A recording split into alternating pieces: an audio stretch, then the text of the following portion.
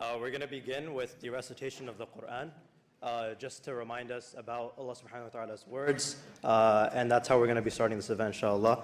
I will be reciting some ayat, or some verses from chapter number 31, Surah Luqman. And these verses are going to be talking about the advice that Luqman gave to his son.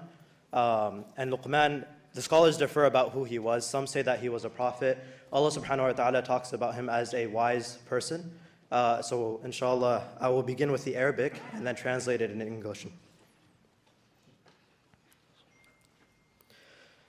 أعوذ بالله من الشيطان الرجيم بسم الله الرحمن الرحيم ولقد آتينا لقمان الحكمة أن اشكر لله ومن يشكر فإنما يشكر لنفسه ومن كفر فإن الله غني حميد وإذ قال لقمان لابنه وهو يعظه يا بني لا تشرك بالله يا بني لا تشرك بالله إن الشرك لظلم عظيم ووصينا الإنسان بوالديه حملته أمه وهنا على وهن وفصاله في عامين أن اشكر لي ولوالديك إلي المصير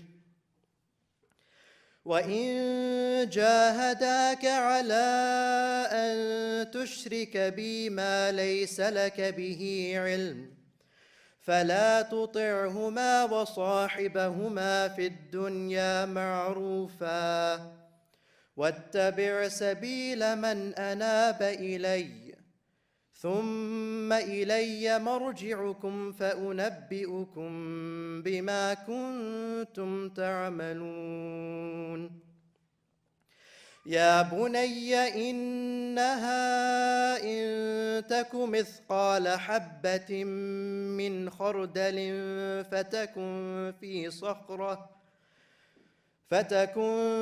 في صخرة أو في السماوات أو في الأرض يأت بها الله إن الله لطيف خبير يا بني أقم الصلاة وأمر بالمعروف وانه عن المنكر واصبر على ما أصابك إن ذلك من عزم الأمور ولا تصعر خدك للناس ولا تمش في الأرض مرحا إن الله لا يحب كل مختال فخور واقصد في مشيك واغضض من صوتك إن أنكر الأصوات لصوت الحمير.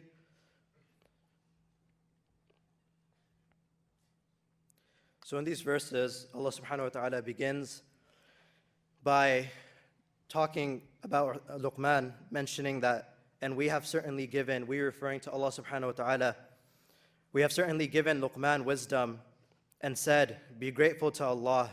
And whoever is grateful for the benefit of himself. And whoever denies Allah's favor, then indeed Allah is free of need and praiseworthy. And mention, O Muhammad, when Luqman said to his son while he was instructing him. So now Luqman begins his advice to his son. He begins by saying, O my son, do not associate anything with Allah. Indeed, associating with him is a great injustice. So the first advice that he gives him is that he's already starting off with the fact that associating anything with Allah subhanahu wa ta'ala is one of the greatest atrocities someone can commit. And this is the foundation of his advice that he begins with before telling him anything else, is his belief in Allah subhanahu wa ta'ala.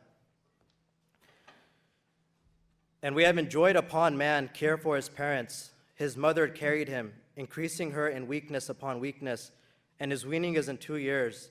Be grateful to me and to your parents, and to me is the final destination. But if they endeavor to make you associate with me that of which you have no knowledge, do not obey them, but accompany them in this world with appropriate kindness, and follow the way of those who turn back to me in repentance. Then to me will be your return, and I will inform you about what you used to do. And so now Luqman is giving advice to his son about the importance of parents, and how after having your belief in Allah subhanahu wa ta'ala and understanding that you're not allowed to associate anything with Him, the advice he gives them is having kindness towards your parents, regardless of what they tell you to do or how they act towards you, with the exception of them nullifying the first advice that Luqman gave, which was to associate partners with Allah subhanahu wa ta'ala. And Luqman said, "O my son, indeed if wrong should be the weight of a mustard seed and should be within a rock or anywhere in the heaven or in the earth, Allah will bring it forth. Indeed, Allah is subtle and acquainted. O my son, establish prayer, enjoin what is right, forbid what is wrong, and be patient over what befalls you. Indeed, all that is of the matters requiring determination." So now he's giving his son the importance of our prayer that we have 5 times a day, and that we need to establish and make sure that we're keeping up with our daily prayers.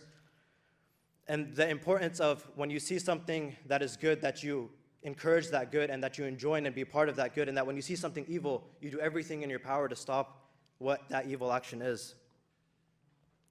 And do not turn your cheek in contempt toward people, and do not walk through the earth exultantly. Indeed, Allah does not like everyone self-deluded and boastful, essentially warning his son from being arrogant and acting like he is something, when in reality all we are the slaves of Allah subhanahu wa ta'ala. And be moderate in your pace and lower your voice. Indeed, the most disagreeable of sounds is the voice of donkeys. And indeed, Allah subhanahu wa ta'ala has spoken the truth. Assalamu alaikum wa rahmatullahi wa barakatuh.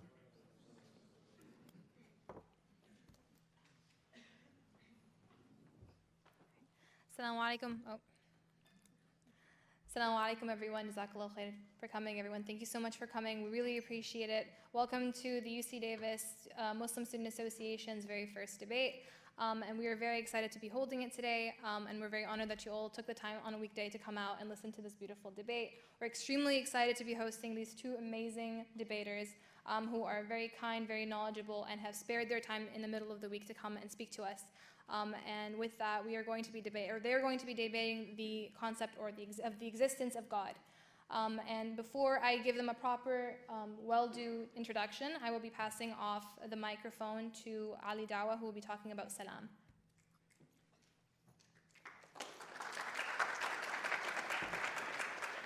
It's on. And just also speak into it. Okay, Assalamu alaikum wa rahmatullahi wa barakatuh. Before I start, I want to praise Allah subhanahu wa ta'ala, the most merciful, the most just. All praises, glory and gratitude belong to Him for everything that we do. Salam stands for sharing affection, love and mercy. And that's what we're here to do, inshallah. Specifically at the time of age that we live, where hate is being spread by the label given freedom of speech. And this sometimes comes at the cost of innocent people dying. And we saw that at Christchurch. We saw that in London, where we're from, innocent people getting killed, Muslim or non-Muslim. And we want to put an end to this. And one of our objectives is to deconstruct false narratives and reconstruct purer minds. And that's our main objective. And I just want to thank every single one of you guys for coming. You can check our website, salam.org.uk. Inshallah, we're planning on setting up a team in California. This is a beautiful country. We absolutely loved it. The food, is it the macarons? Yeah, raspberry flavor. Absolutely amazing. And I want to thank Brother Ali and the team. Every time I crave it, they get it for me. So inshallah, it'll be a successful debate, inshallah. And we want to thank, I'm not going to say uncle because he looks quite young, mashallah. Brother Edward, yes, for coming. And yeah, inshallah.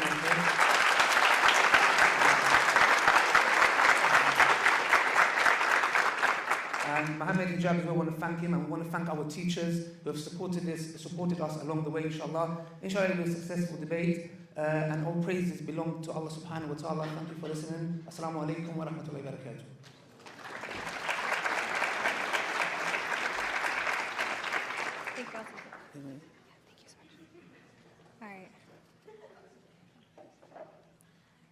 Thank you very much for that. Jazakallah khair. So first we'll be introducing Brother Muhammad Hijab. Muhammad Hijab is a debater and public speaker who engages in discussions and polemics on a wide variety of topics, including religion, politics, and society.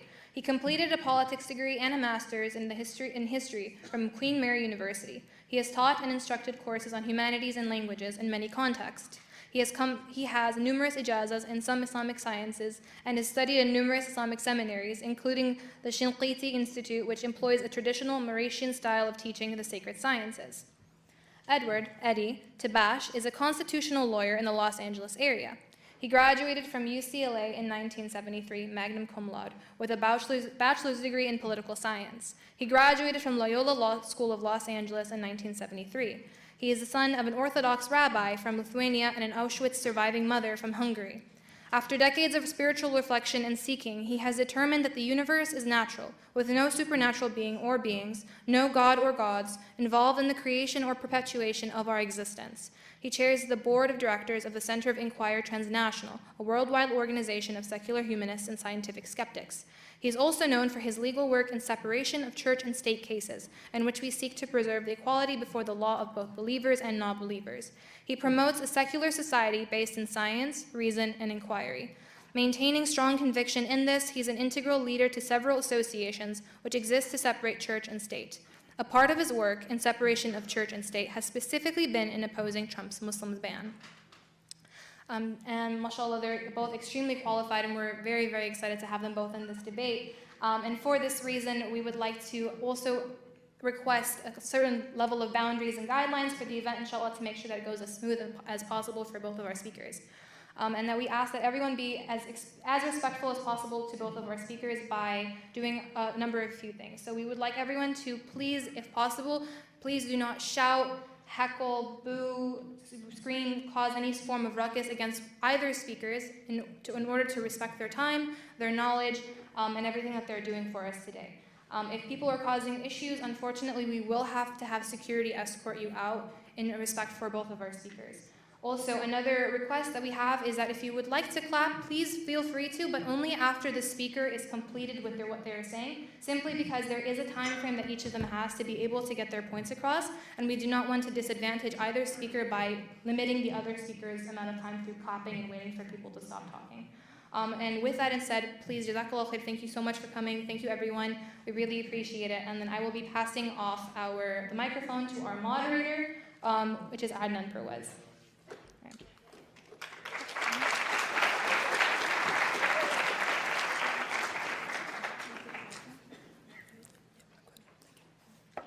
Hello, everyone. Thank you for joining us.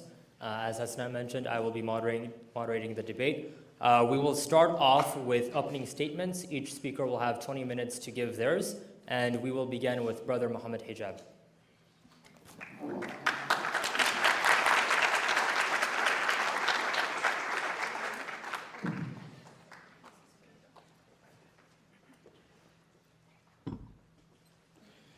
Assalamu alaikum wa rahmatullahi wa barakatuh. First of all, I want to thank every single one of you for coming down here. I want to thank the university, and of course, I want to thank Eddie Taabash, who's a really prolific, formidable opponent, and a very experienced atheist opponent for many years. And so I'm very happy that all of you are here today. To proceed, there's no doubt that there is existence. There is no doubt that there is existence. Existence is divided into two things: possible existence and necessary existence. Possible existence is existence that otherwise doesn't need to exist. And it's existence that could be arranged in any other way. It's existence which is dependent. For example, I'm wearing a blue blazer. This is a possible existence. It doesn't have to exist. It could be arranged in another way. And it's dependent upon materials that were created, used to create it. Necessary existence, on the other hand, is existence which couldn't be any other way. Existence which could not be any other way is independent, self-sufficient, and could not be out of existence. Now, the main argument today is this. There cannot be a world with only possible existences. That is the main argument. There cannot be a world with only possible existences. Why? Because if there was only possible existences, I'm going to be using the board a little bit. If there's only possible existences, you would have dependent things depending upon other dependent things. Now this can be reasoned metaphysically, ontologically, and cosmologically. For example, if we have a mathematical set, this is like a series, yes? And you have things within that.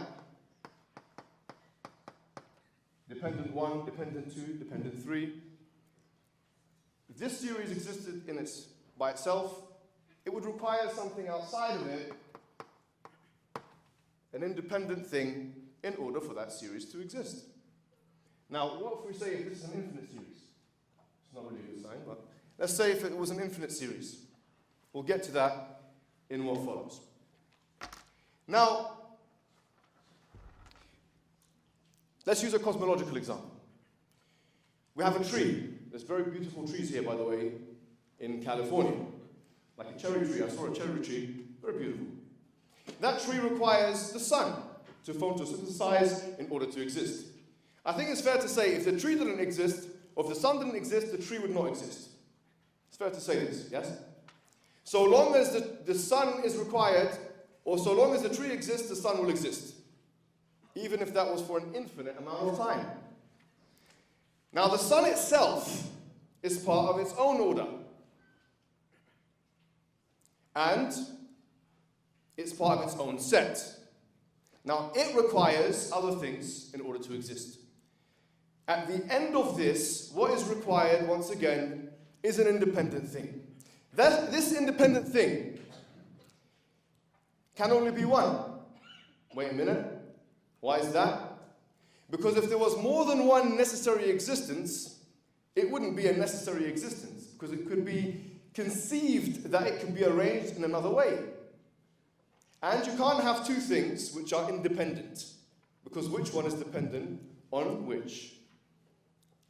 Therefore, whether you conceptualize this ontologically, cosmologically, on materialism, dualism, idealism, you must conclude that what is required in order for any existence to exist is an independent thing. That is one. That is always in existence. Why? Because if it wasn't in existence, if it could be conceived that this thing is not in existence, it wouldn't be necessary. So it has to be eternal. And it cannot be made up of parts. Why? Because anything which is a compound is generated. Anything that's made up of parts is dependent on those parts. That's point number one. And point number two, if it was a possible existence, if it's made up of parts, you can imagine those parts being arranged in a different way. Therefore, it falls into the category of possible existence. To summarize, you require an independent thing outside of the series of dependent things in order for any existence to exist. This thing must be one. It cannot have parts. It must be immaterial, incorporeal. What else must it be? It must be eternal. Now this is what the Quran says in its basic definition of God. قُلْ هُوَ اللَّهُ أَحَدٌ. Say He is God, one and only. Allahu Samad. The one who's independent, self-sufficient. Everything depends upon Him, and He depends upon nothing. لَمْ يَلِدْ وَلَمْ يُولَدْ. He begets not, nor is He begotten. He is the eternal one, pre-eternal, post-eternal. وَلَمْ يَكُنْ لَهُ كُفُوًا أَحَدٌ. And there is nothing like Him. He's immaterial. He's not composed of parts. He's incorporeal. So you see, this is the argument. If this argument is cracked, I have lost the debate. This is my main argument. Everything goes back to this argument, which goes back to the basic definition of God. What must be presented is a formulation, whether it's a cosmological one or an ontological one, which shows us how it's possible that only possible existences can exist without the independent. If that's done, I'm ready to be an atheist today. Now, the Quran says in chapter 52, verse 35, أَمْ خُلِقُوا مِنْ غَيْرِ شَيْءٍ أم هم الخالقون أم خلقوا السماوات والأرض بل لا يوقنون. Were they created from nothing? Or were they themselves the creators of themselves? Did they create the heavens and the earth? Certainly they have no certainty, saying that the atheistic position is one of mere speculation. You can never achieve certainty with atheism. Why? Because in this logical disjunction you have four options. Either the universe came from nothing, which is impossible, ontologically, mathematically, and cosmologically. It's not possible. No one has argued this really. It's a weak argument. I don't think my interlocutor with his experience will go there. He's very prominent and very experienced. He won't go there. And, or, is it eternal? Can it be eternal? Well, let's say it is. Wait a minute, what did you say? Did you concede to that? Yes, no problem. Even if it was eternal for the sake of argument, is it dependent or independent? You still have the problem here. But my interlocutor is a naturalist, so he believes in the beginning of the universe. So that's not a problem for us.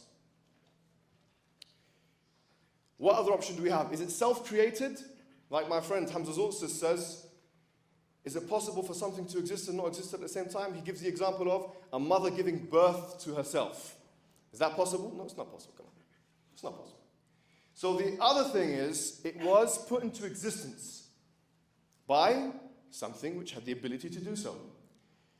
Now, the question is, what are the attributes of that thing which had the ability to put the universe into existence?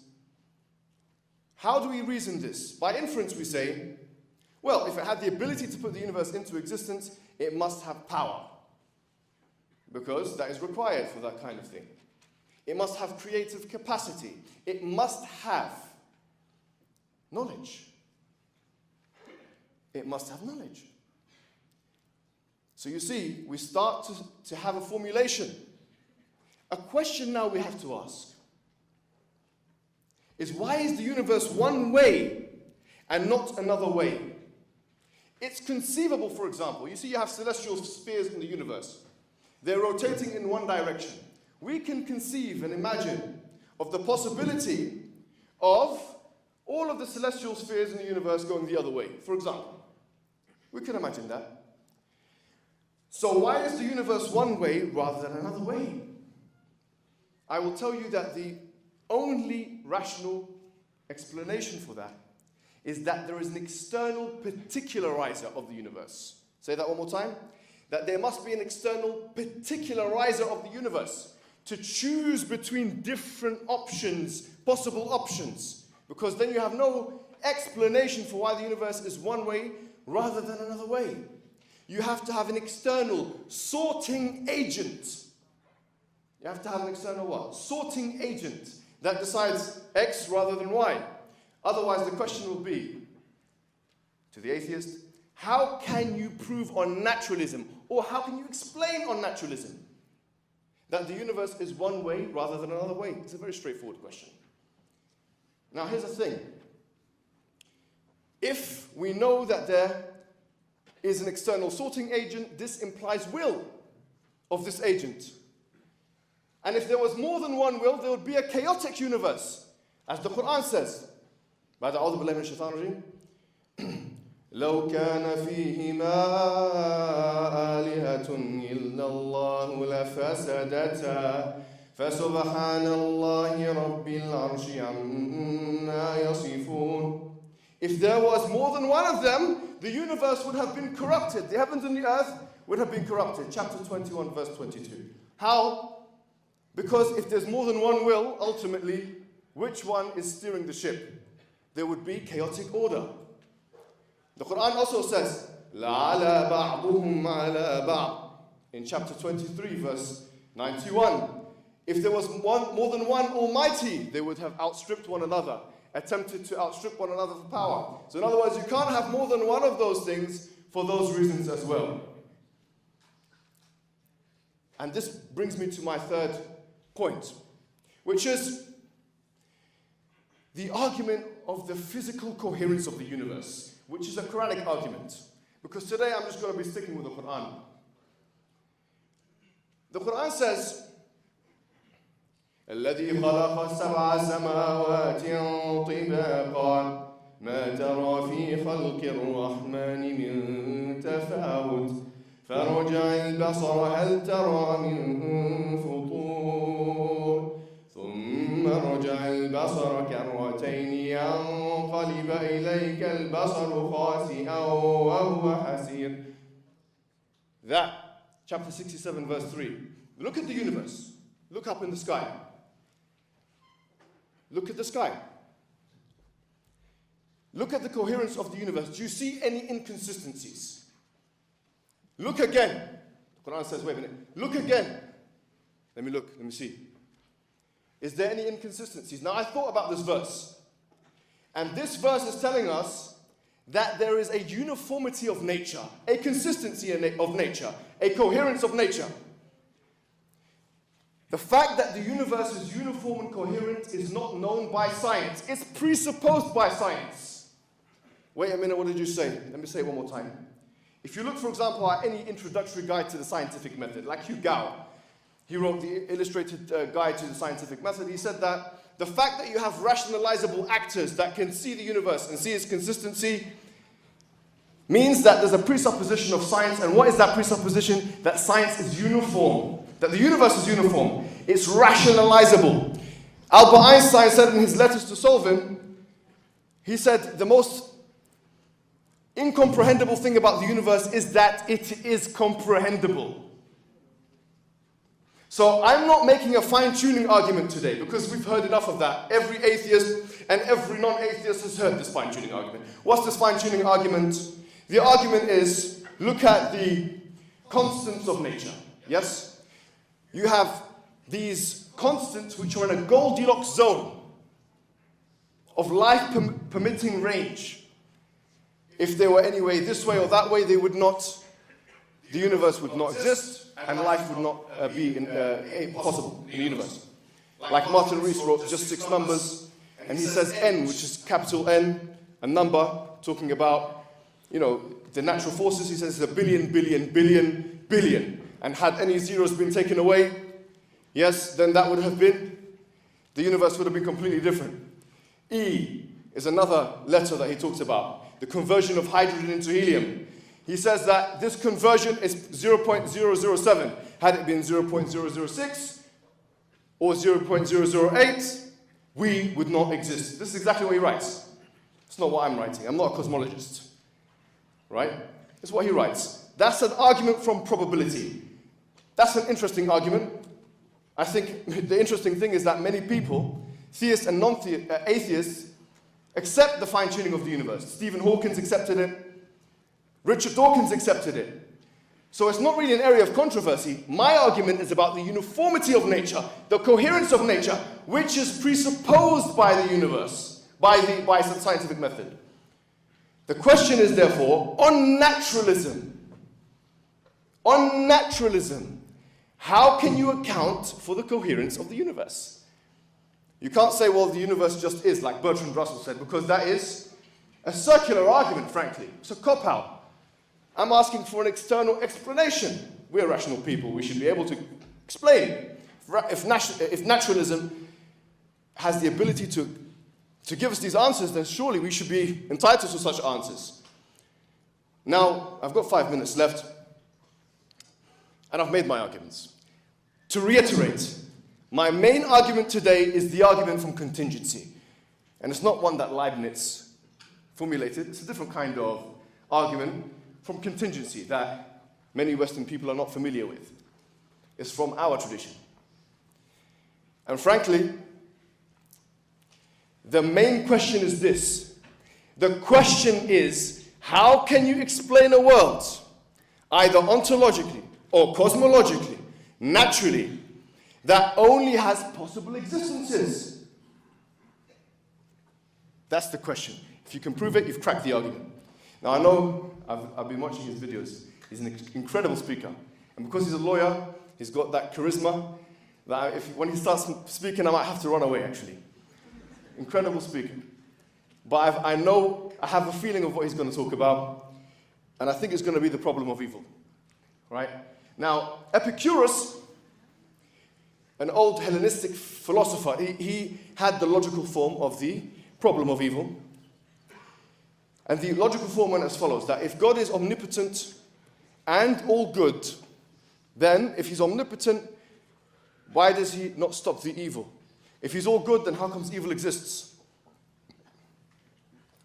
The answer to that question is as follows. I'm going to give it to you right now.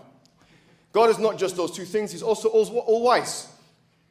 So, in order for the problem of evil, from an Islamic traditionalist perspective, to be unlocked or to make sense from a logical perspective, you have to show logically, or naturalistically, or cosmologically, or mathematically, or inductively, or abductively, any way possible. How evil, the existence of evil, contradicts the divine wisdom.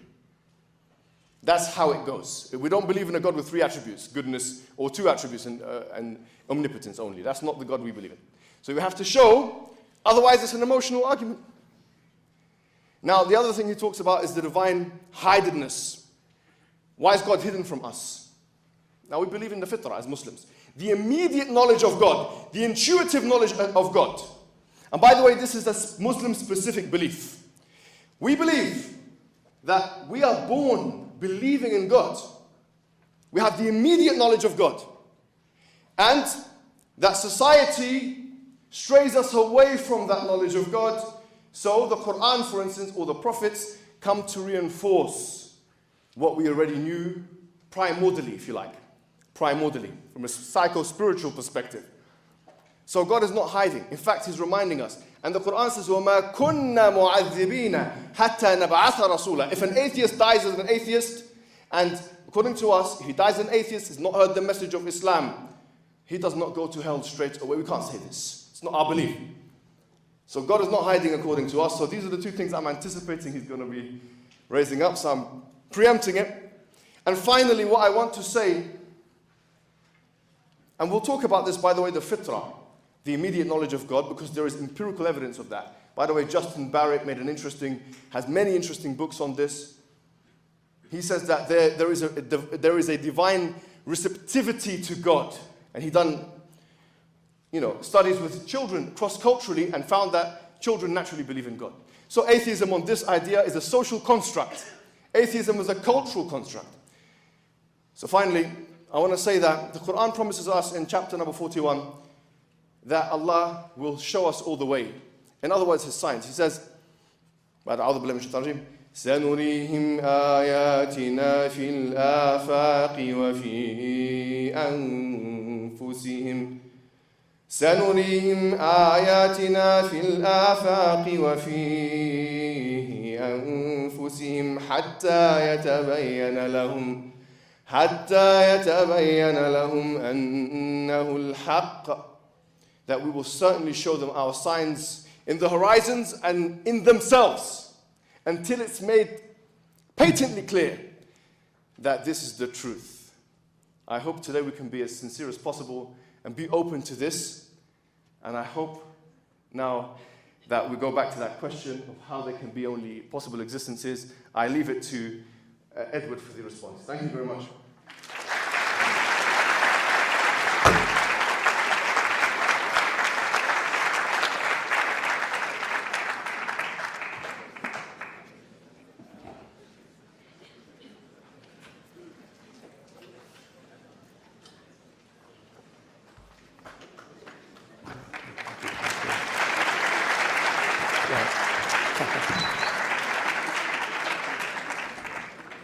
Is there some other mic I'm supposed to be?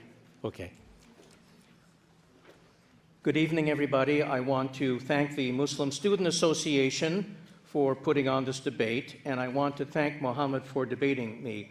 I will respond to his arguments in my rebuttal, but I will now present my positive arguments for why it is more likely than not that the evidence in our physical universe clearly makes it so that a supernatural, conscious, personal being that is an all-good, all-knowing, and all-powerful deity, the standard issue God of Judaism, Christianity, and Islam, does not exist. Argument one, the argument that from the way our world operates, it is much more likely that there is nothing beyond the physical.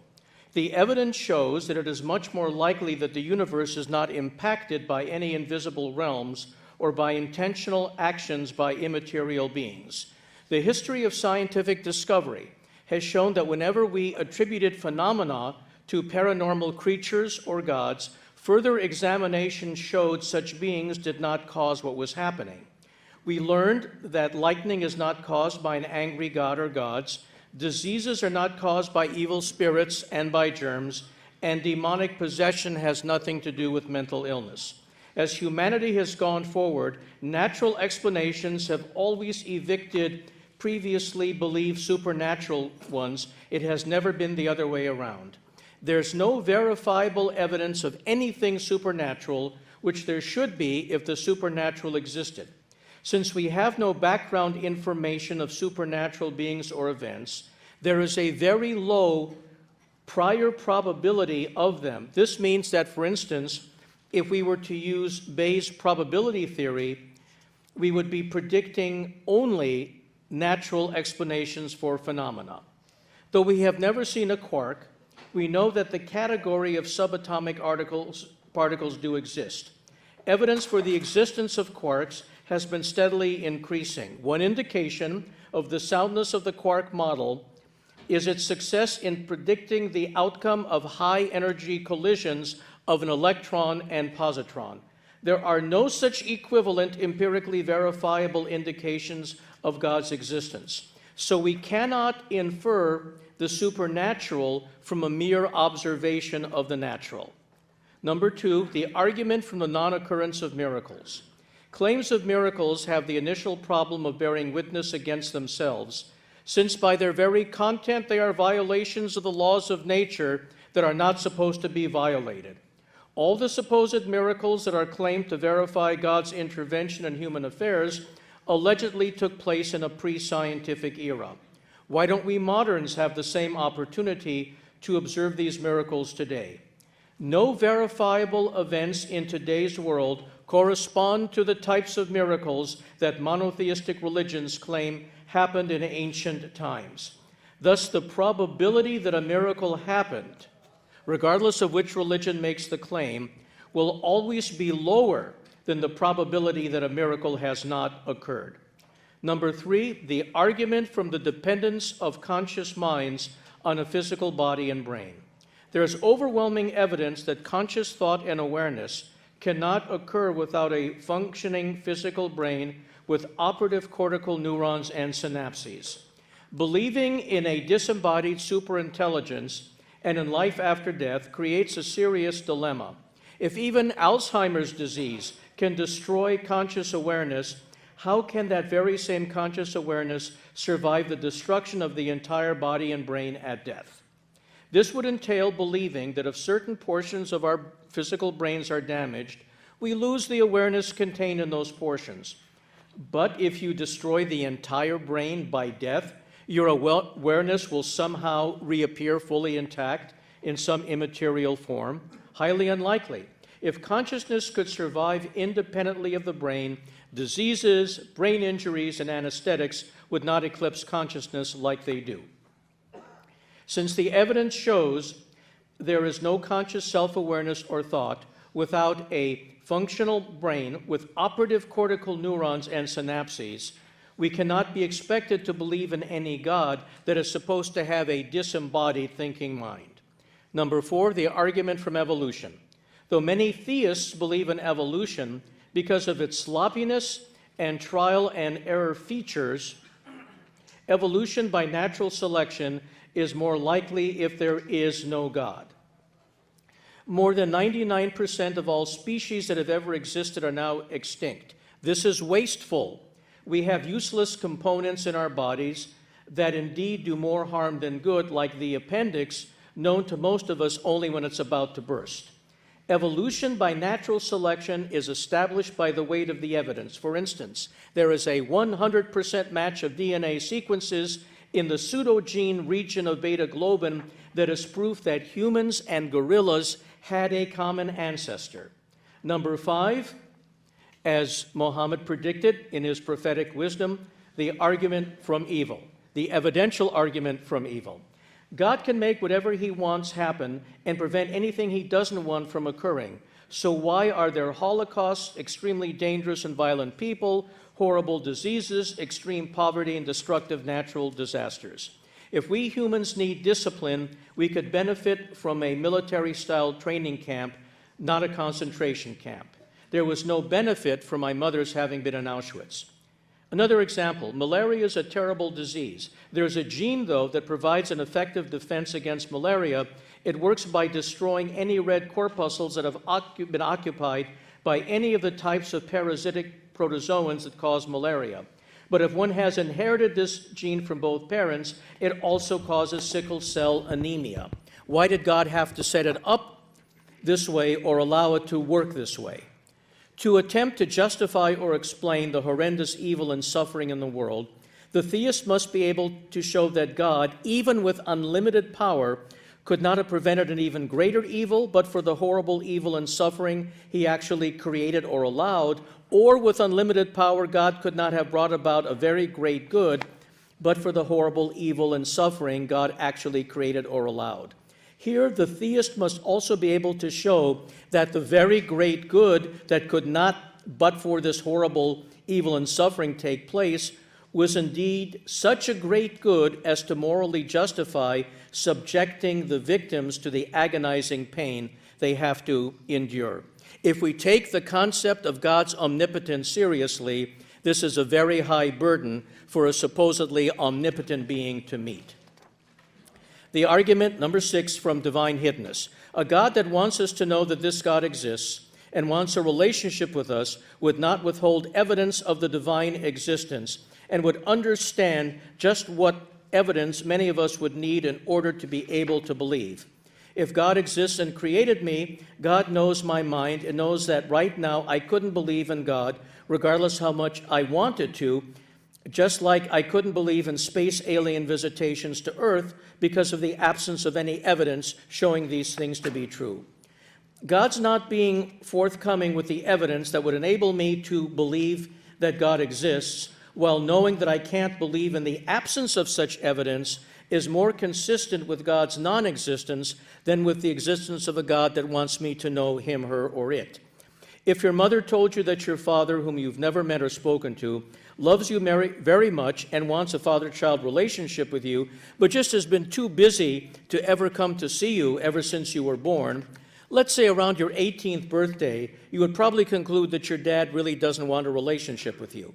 We can actually see the reality of human fathers on a daily basis. So even if the dad in the above scenario is always absent, we can believe he exists. We don't have the same evidence that a God exists. So if we are told there is a God who loves us and wants relationship with us, but that God never provides us with direct evidence that it exists, when such an all-powerful God could easily provide that direct evidence, we are justified in doubting the existence of that God and doubting the desire of any such God to want a relationship with us. Divine hiddenness also furthers the argument from evil. If God exists, such a being would know that unanswered questions about why there is so much evil and suffering prevent many of us from believing in such a God. We have a right to expect that a perfectly good God would not allow such horrendous evil and suffering without morally sufficient reasons. If we are not told what those morally sufficient reasons are, then it is more probable that a perfectly good God that wants to be believed in and worshiped does not exist. 6.1, the argument from religious confusion, a subset of divine hiddenness. There's so much disagreement over which religion is true and even over which branch of a given religion is true. If God exists and wants us to know its will and follow divine decrees, we are justified in expecting that this deity would not allow so much confusion over who that God is, what that God wants us to believe in, and what that God wants us to do. The presence of such rampant confusion is more likely if a God that wants us to know its will does not exist. So Catholics believe that when the Pope speaks ex cathedra, he's infallible. Protestants reject the concept of a Pope. If only one of these is true, God should make clear to Christians which one it is. Sunni and Shiite Muslims began to disagree over whether Muhammad's successors should be chosen by qualifications alone or need to have a direct bloodline to Muhammad. Shiites believe that the 12th Imam in the 10th century was taken into hiding by God in a process called occultation and will return at the end of time in a full messianic capacity to facilitate the final and full understanding of the Quran and the Prophet's message. Sunnis do not accept this. Now, even though the Sunnis and Shiites share the Quran, they have different versions of the Hadith, which are very important to Islamic interpretation of the deeds and traditions of the Prophet. So if one of these is true and the other is false, God should make clear to Muslims which one it is. Now, the other, also derived from divine hiddenness, argument from unreliable revelations and translations, from defects and errors in the Bible and the Quran. If God exists, we are justified in expecting that this God will provide us with a reliable revelation. If there are problems with the revelation, then it's more consistent with a God that is not perfect. Both the Bible and Quran talk clearly about male dominion over women. Genesis 3:16 says, "And thy desire shall be to thy husband, and he shall rule over thee." Surah 4:34, Pickthall says, "Men are in charge of women because Allah hath made the one of them excel the other." Well, we modern humans have learned that there is no reason for men to be in charge of women because women are the intellectual and moral equals of men. So this itself shows that both the Bible and the Quran are incorrect insofar as they vest the man with more power over the woman than the woman is vested over the man. Also, both the Bible and the Quran talk about hell eternally for those who don't believe in the religion each revelation is promoting. Well, they can't both be true. It can't be true that you'll go to hell forever if you are not a Christian, and you'll go to hell forever if you're not a Muslim. So if in fact there is a God that bases our eternity on whether we choose Christianity or Islam, then that God should tell us which one and not let us make the honest and sincere mistake of picking the wrong one and falling through the trap door into eternal horror. So the very fact that God doesn't make this clear to us and give us a clear choice is more consistent with there not being a God that wants us to find the truth. Now, also, if Islam is true, those of us who do not speak Arabic and those of us who can't read the Quran in its original should be given a clear, unambiguous translation, which is the functional equivalent of Arabic, or God should have revealed the Quran in every major language. Mohammed Pickthall was one of the most prominent translators of the Quran into English in the 20th century, and in his translator's foreword, it's a direct quote, "The Quran cannot be translated. Every effort has been made to choose befitting language, but the result is not the glorious Quran. It can never take the place of the Quran in Arabic. But then, if God wants me to be a Muslim, God should provide me with the proper translation so I don't make any errors." Now, another argument from divine hiddenness, a subset, is the argument for moral confusion. So many people acting in good faith, even members of the same religion, disagree about what is right and what is wrong in a bewildering variety of situations.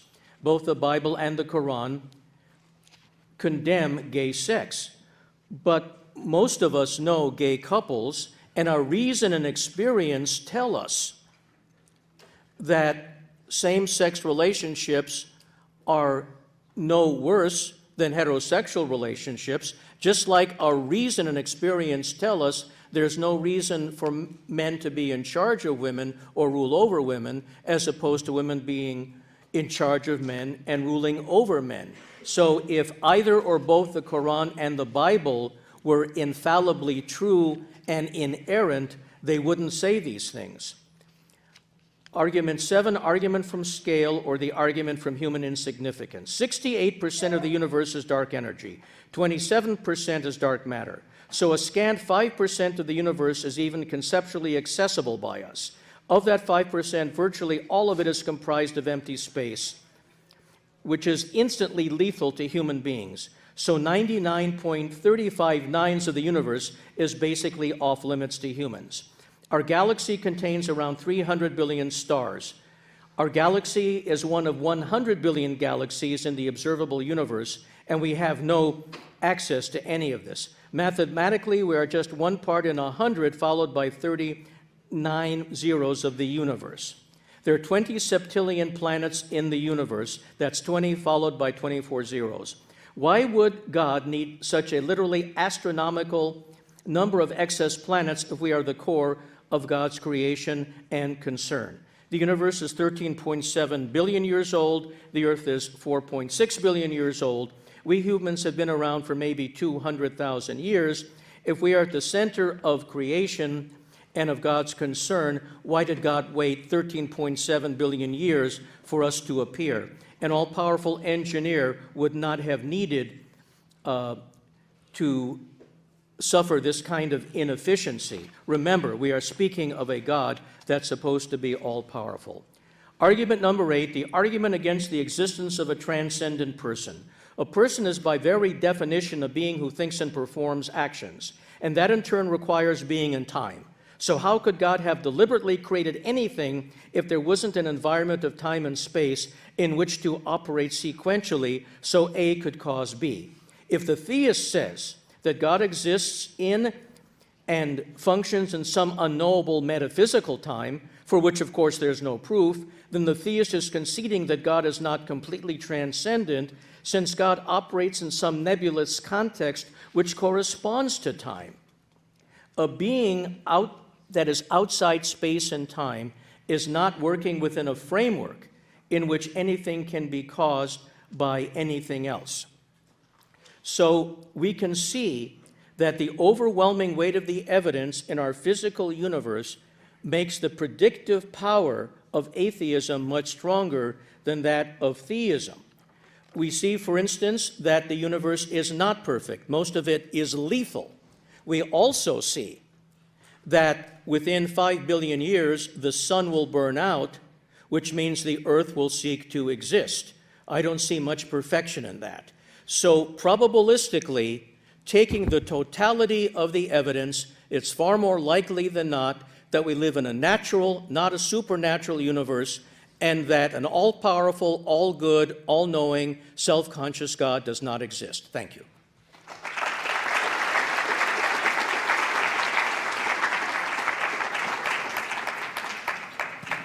Thank you so much for both of our speakers. The next section will be the rebuttal section. Each speaker will have 10 minutes to counter the other speaker's argument that was presented during the opening statement. We will begin with Muhammad Hijab and then Edward Tabash. So, Muhammad Hijab.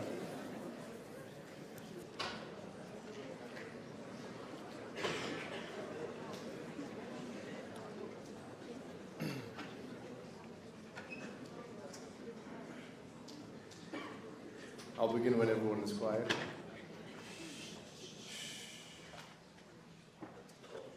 All right, so Edward made 8 points, 8 arguments. I'm going to respond to each and every single one of them. The first one, the verifiable evidence of something which is supernatural, which links to his second point, which is the non-evidence of miracles. I'm going to prove today that Edward believes in miracles. What did you say? Let me say again. Edward believes in miracles. What is a miracle? According to Edward and according to David Hume, it's a violation of the laws of nature. It's a violation of the laws of nature. What is a miracle? Something which goes outside the 5 senses, which can't be really detected by science.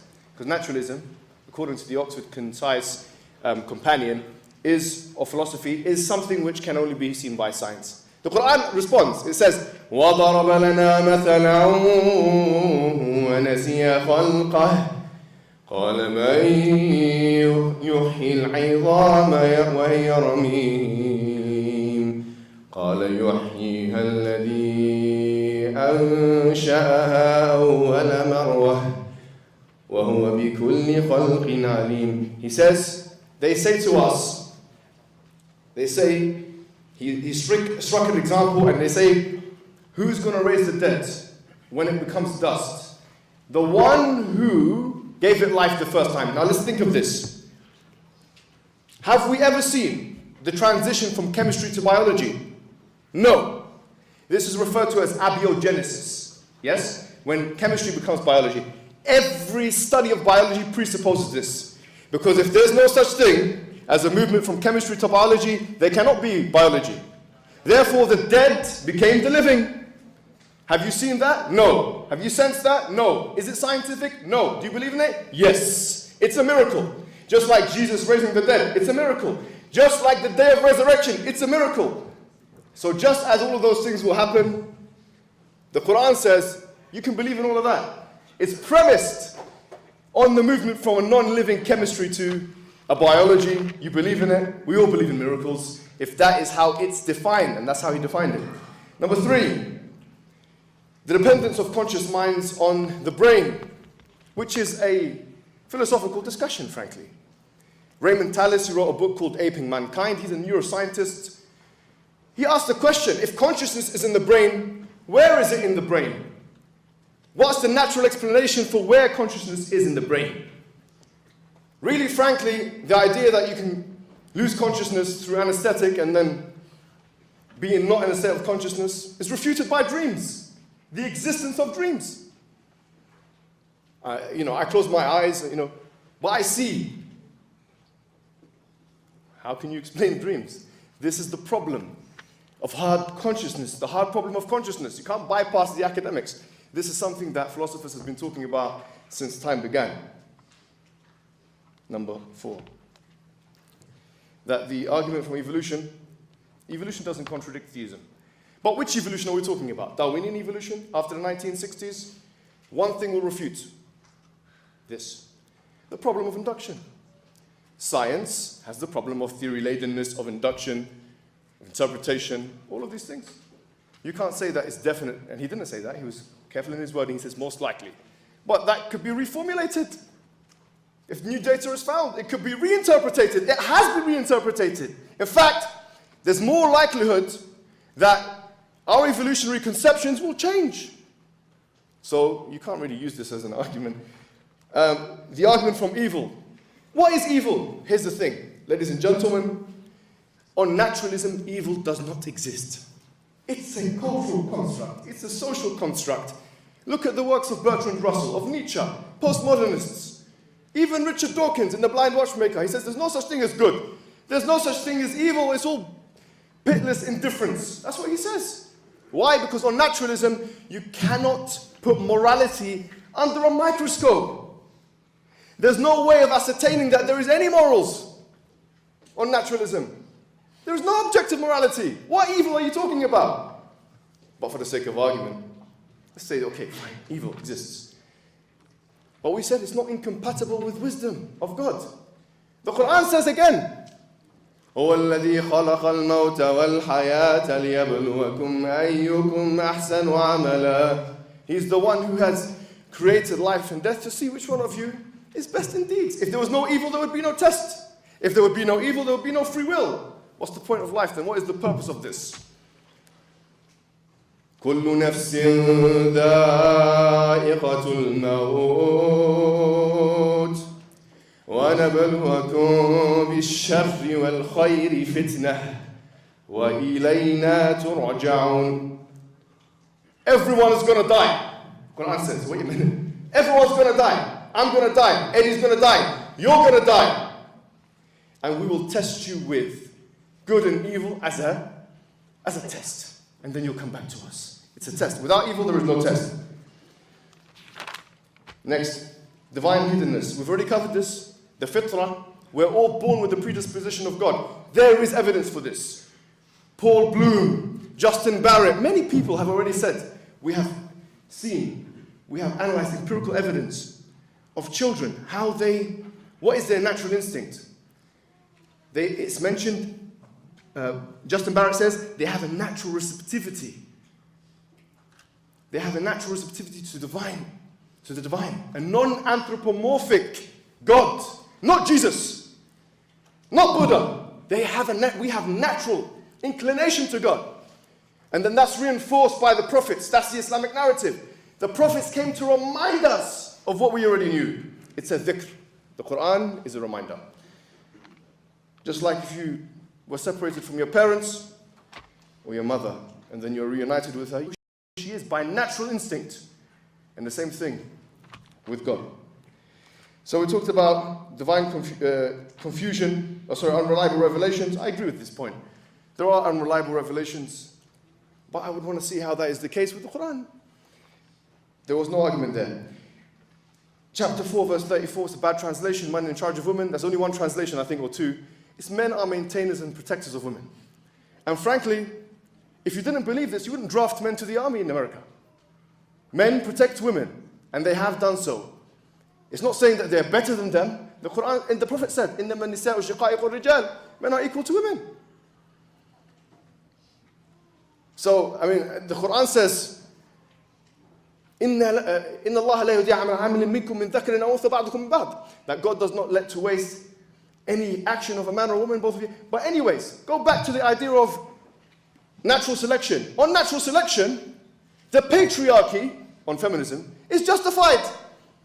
Because if men can dominate women, that's a natural thing. What's the problem on naturalism? How can you justify feminism, second-wave feminism, on naturalism? That's an impossibility. You can't do it. Why not third-wave feminism?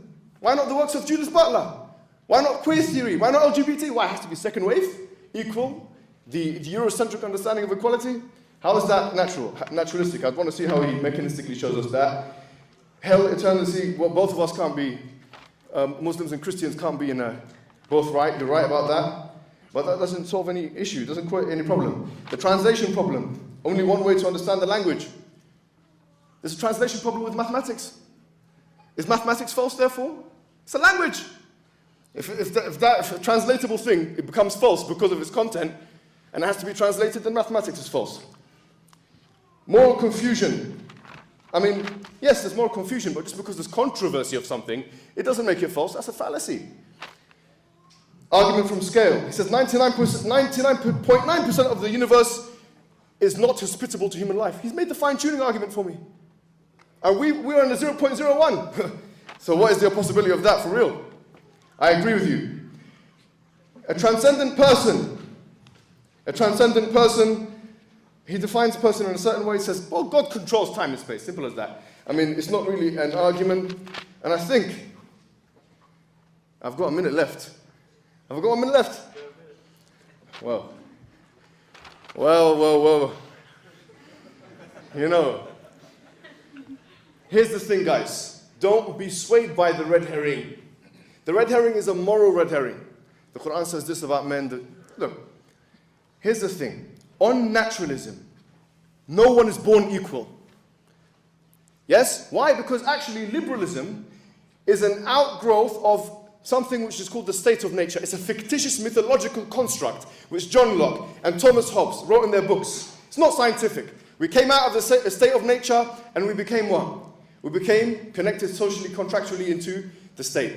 So the whole of liberalism and human rights, by extension, is a myth. It's a liberal myth. Show me on naturalism how liberalism is true. How we're all born equal. In fact, I'm tall, you know, you're average height. We're all different. On naturalism, we're all different. Thank you very much.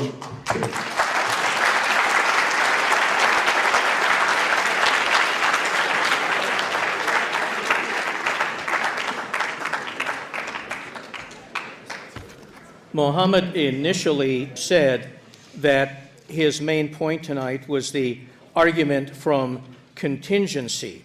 The problem is to say that there must be a necessary being for everything that is contingent requires that the necessary contingent situation plays out in an environment with cause and effect. And yet Muhammad has always said that the universe had a beginning and there was nothing before, and that God created the universe out of nothing. Here is the problem. You cannot analogize from cause and effect and necessary and contingent beings from within time and space as opposed to the very coming into being of time and space in the first place. If, in fact, the Big Bang, as is most likely, nothing preceded it, there was no time and space, you can have no cause and effect, and we can't even speak of cause and effect because there was no environment for A to cause B. Now, with respect to the notion of a necessary and contingent being, there's a problem with the concept of a necessary being. The problem is that a necessary fact cannot explain a contingent fact without introducing a new contingent fact in need of explanation. Now, let's see why this is so. If a necessary fact cannot explain a contingent fact except by entailing it, because any fact entailed by a necessary fact must itself be necessary. However, the necessary fact does not entail the contingent fact, then the explanatory connection it has to the contingent fact must be a contingent one, which introduces a new contingent fact in need of explanation. And if the defender of the argument replies that this new contingent fact can also explain by the necessary fact, then the same reasoning will apply, introducing yet another new contingent fact in need of explanation, and so ad infinitum. But the whole reason for introducing necessary fact in the first place was to avoid an infinite regress of explanations. Now, Muhammad said that we cannot even call something evil unless we have a moral foundation, implying that objective moral values can only exist with a supernatural being. But he doesn't explain what the connection is. For instance, I've shown you in the Bible and the Quran where, though Muhammad resists it, men are supposed to be in charge of women. I've showed you in both the Bible and the Quran where people are sent to hell forever for not just choosing the right respective religion. To say that we are in no position to judge whether God's doing that is right or wrong totally eclipses human reason. And there's another problem with that. To say objective moral values depend on God, you have to ask, is something good just because God says it is? Then it's arbitrary, and even sending sincere people to hell forever for not believing in the right religion would be okay just because God said it. Or does God always tell us to do what is good, but the standard of the good is independent of God? Then it means that objective moral values exist without being created by God recognizes them. And you can't get out of it by saying, well, no, the good comes from God's perfect nature, because we don't see that perfect nature. Now, as far as the dependence of consciousness on the physical brain is concerned, nothing mental happens without anything physical happening. There's no thought or awareness that comes into the human brain without a physical event in the brain. This is very, very important. Again, if consciousness could exist apart from the brain, then diseases and anesthetics wouldn't eclipse consciousness. Now, he talks about the coherence of the universe, and he thinks the argument from scale is not a problem. But it certainly is if, as somebody who believes in the Quran, because he quotes the Quran a lot, he believes in a God for whom humans is central in concern, then why all these excess septillions of planets? Also, if in fact the universe is so perfectly put together, why will the star upon which we depend, the sun, burn out in a very short span of time, and then after that we will die because the earth will no longer have the sun, and there can't be life on earth without the sun. Also, with respect to the whole concept of naturalism, Muhammad can't just, like I saw in one of his tapes, he tried to say that we can infer the existence of God from the functioning of the universe, just like we can infer the existence of gravity from the way gravity operates. But you see, definitionally, gravity is how I drop something, it hits the floor or hits the table. but that doesn't show that there is a supernatural source behind it. In terms of the laws of nature, the constants and the fine-tuning, as far as that's concerned, well, the laws of physics as they appear cannot be violated, but if they are, and if you change one constant and the other, studies have shown you can still have life. For instance, there was a study that showed that you can eliminate the weak nuclear force, one of the four forces, and stars could still form. If stars could form and explode, becoming supernova, then planets could still come about. We've also seen that there is an argument from cosmic inflation, which has been demonstrated, the cosmic microwave background, and the way inflation works with quantum mechanics, that there could be a multiverse, numbers and numbers of individual universes, each with their own pockets of different physical laws. This hasn't been established by proof, but yet it is a better argument than theism because it has a basics in physics and it has natural laws that are explainable.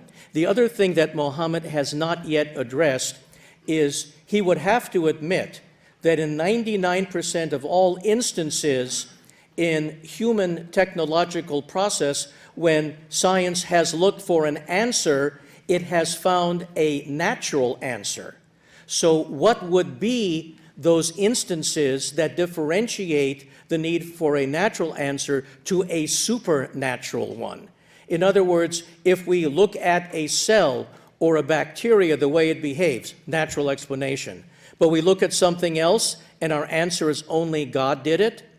There's a world of difference between looking at the fact that planets revolve around the sun and that stars don't fall out of the sky except when they explode as supernova, and going outside right now and seeing the constellations saying, Eddie and Mohammed, you're both wrong, you better become Mormons. There's a world of difference between those two. That would be a supernatural event. Also, Muhammad has never been able to, and I don't blame him because no one can show how if in fact consciousness depends on a physical brain, how the greatest intelligence in the universe can exist and think and function without a physical brain.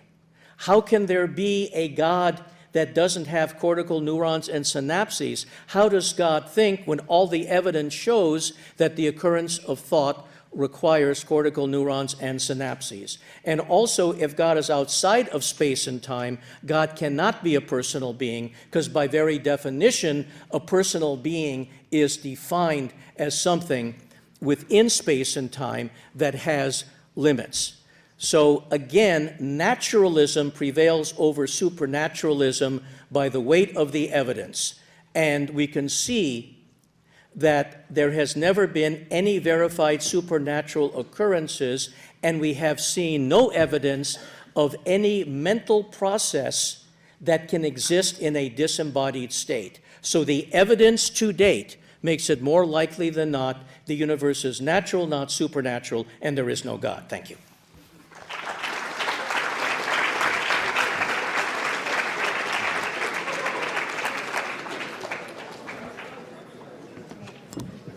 Thank you very much to both of the debaters, both Brother Muhammad Hijab and Edward Tabash. So the next session would be the question and answer between them both. However, just because of the timing and because Maghrib. Hello everyone, thank you for joining us back again. This next section will be the cross-questioning section. The way this will work is both speakers will be at the podium. We will begin with Muhammad Hijab. He will ask a question. He'll have 1 minute to formulate the question. Edward, you'll have 2 minutes to answer. This will continue until Muhammad has been able to ask 3 questions. Then we will alternate. That means Edward will ask 3 questions. Again, each question will be 1 minute each, and each answer, this time by Muhammad, will be 2 minutes each. So if I can ask both Edward and Muhammad to join me at the podium, or go to the podium. Thank you. Would be like a duet into the, just one mic? Okay. I think I'll go in here as well. Oh, okay, all right. Tell me when to start. Frank Sinatra and Dean Martin from 1950. Okay. I'm the only one old enough to know that joke, okay. All right, do I have a minute? So let me just get my stopwatch on so I know. Yeah. Sorry. Okay. I was going to say that you touched upon morality, and I think it's an important thing to talk about because I have heard lots of your debates before, and I'm intrigued to hear your answer to this particular question. On naturalism, what scientific explanation can you provide for the existence or the objectivity of morality? The answer is that I can give a better explanation for morality on atheism than on theism, even if it's not a perfect answer. Because on theism, someone looks into a book and without any proof that God really said it, saying, well, God said it, therefore it must be true regardless of what we think about it, just because God said it, which eclipses human reason. On atheism, what we do is we wrestle it out with our reasoning, and there are a whole avenue of areas by which we can assess morality, and even if they're not perfect, they're more reliable than believing in a deity. For instance, there's consequentialism, the consequences of actions being good or bad. There is the notion that our moral values stem from our biological nature. See, the problem with saying that morality comes from God is circular, because what you're doing is you are positing a God so you can have objective moral values that you can then use to try to show that that God exists. And that is not a valid form of argument. Thank you for that answer, Eddie. I've got a follow-up question, which is not on that morality thing, on something else, on naturalism. On atheistic naturalism, what scientific experiment would you conduct, for example, or could you refer us to, that tells us about the existence of mathematics? How can you prove mathematics through science? It's very easy. We prove mathematics empirically. For instance, 2 of one object and 2 of another object equals 4. But what's important about that is so axiomatic that it couldn't be altered. For instance, God couldn't appear right now and say by divine fiat there are 3 debaters standing at the podium, not 2. And so mathematics and logic are actually arguments against the supernatural because they show laws of logic and laws of mathematics that cannot be altered. You see, conceptually, it doesn't even work to say God could make 2 and 2 equals 5.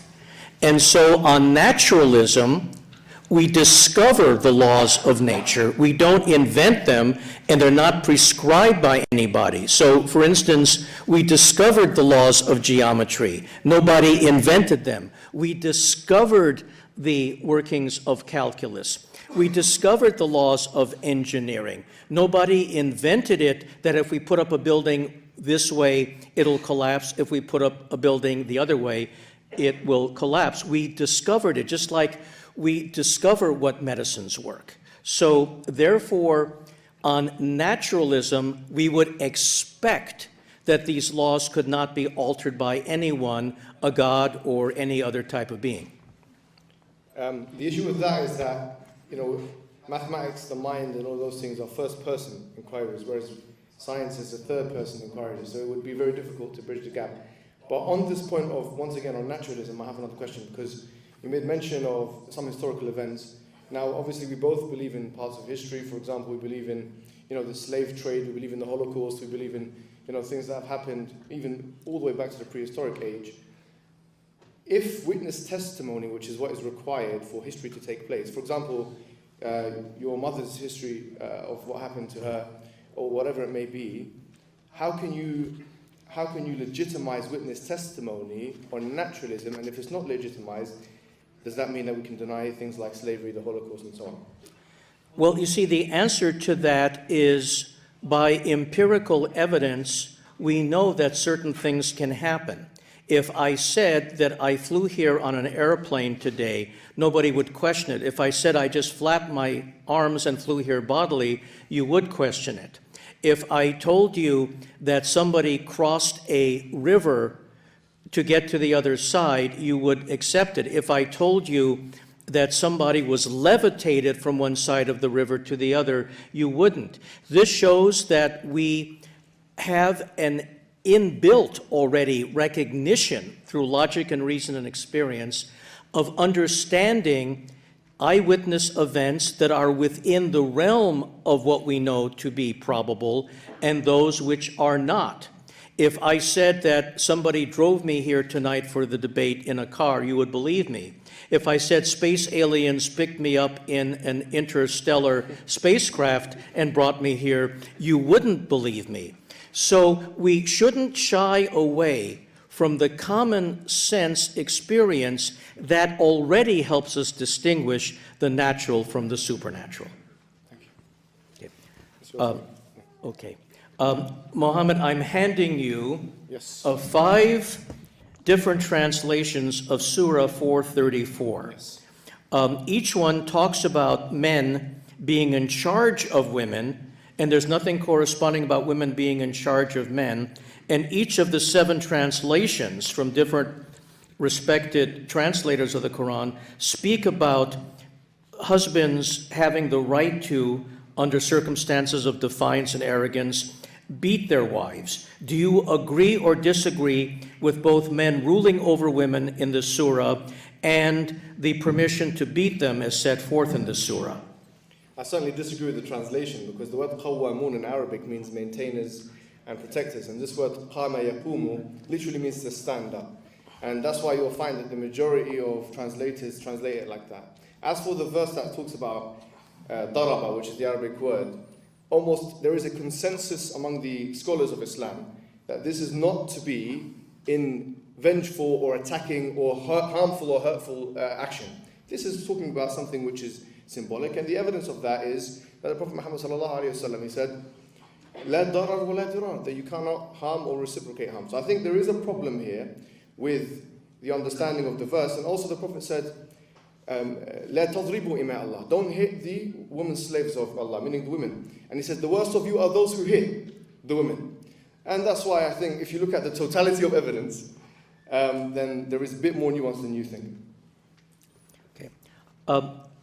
Mohammed, you quoted the Quran a lot tonight. Let me ask you, why is the Quran a more credible final revelation of God, having been dictated to the prophet by the angel Gabriel, than the Book of Mormon as the final revelation of God, having been dictated in the 19th century in upstate New York by the angel Moroni to the prophet Joseph Smith? The reason why is because the Quran has certain parameters and certain challenges that the Book of Mormon doesn't have. For example, it has the inimitability challenge, it has the preservation challenge. The Quran is the only preserved book. It has predictions that predict the future that couldn't have been known at the time. On probability, we find it very difficult. I'll explain that in the conclusion when I'll give you more expansion on what I'm saying. The Quran has a language that completely descoped the Arabic language of the people of the time, and it was recognized by those linguists as something which was extraordinary. The Quran has a structural feature that even Orientalist scholars like Raymond Farron have looked at and said that this is something which cannot be possible considering the circumstantial revelation of the Quran. So there's many reasons. And I think the main point is the Quran gives us a falsification challenge. And since you're a fan of science, the fact that it gives us a falsification challenge makes it, in many ways, quite scientific. Mohammed, you have many times embraced what we would call the Kalam cosmological argument, the first cause argument. If, in fact, time and space began with the Big Bang, and if something cannot come from nothing, but Allah created the world ex nihilo, out of nothing, how did an immaterial being with no physical attributes, no physical brain or body, create everything around us in a context where there was no time and space for A to cause B? How did he do it? What was the mechanism by which this immaterial being, without time and space, created time and space and matter? Well, as the Arabs say, عدم الدليل ليس دليل على العدم. So it's an argument from ignorance. If we don't know how something works, it doesn't mean it's false. However, having said that, there is no agreement among Muslims that the universe was created ex nihilo. So there were some people, like Al-Ghazali and others, who did believe this. But other people, like Ibn Taymiyyah, believe that God perpetually created different things pre-eternally. So once again, there is a scope of interpretation in the Islamic text. Either way, the point is, causation doesn't even factor in here, because a cause is something which brings rise to phenomena, whereas dependency is something which is relying on something else. So time or no time, whether you believe in the A theory of time or the B theory of time, you still have to reckon, you have to deal with the fact that you have things which rely upon each other, and if we compile all the things which rely upon each other together, you would have no existence. So you have to have an independence. So the contingency argument does not rely upon causality, which is why, to be frank with you, I didn't make it as a main argument for myself. Okay. Thank you.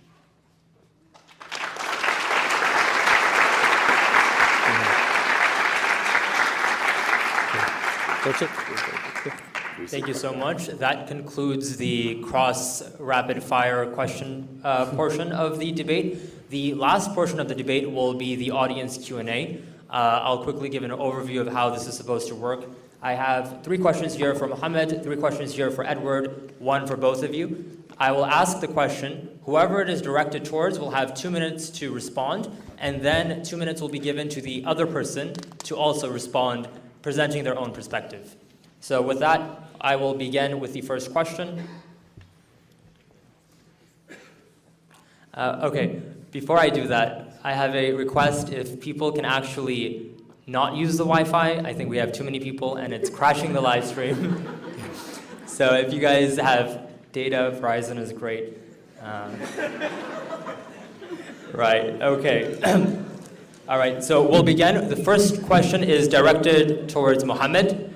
Why would God not show himself when he knows the controversy that goes through everyone's mind? Well, it's a good question. Thank you very much. The question has an empiricist presupposition, which is that, in fact, knowledge should be known through the 5 senses. Well, as we've discovered today, that's not actually the case. So things like the logic or the logic through which science is done is actually based on metaphysical logical principles. Time is not seen.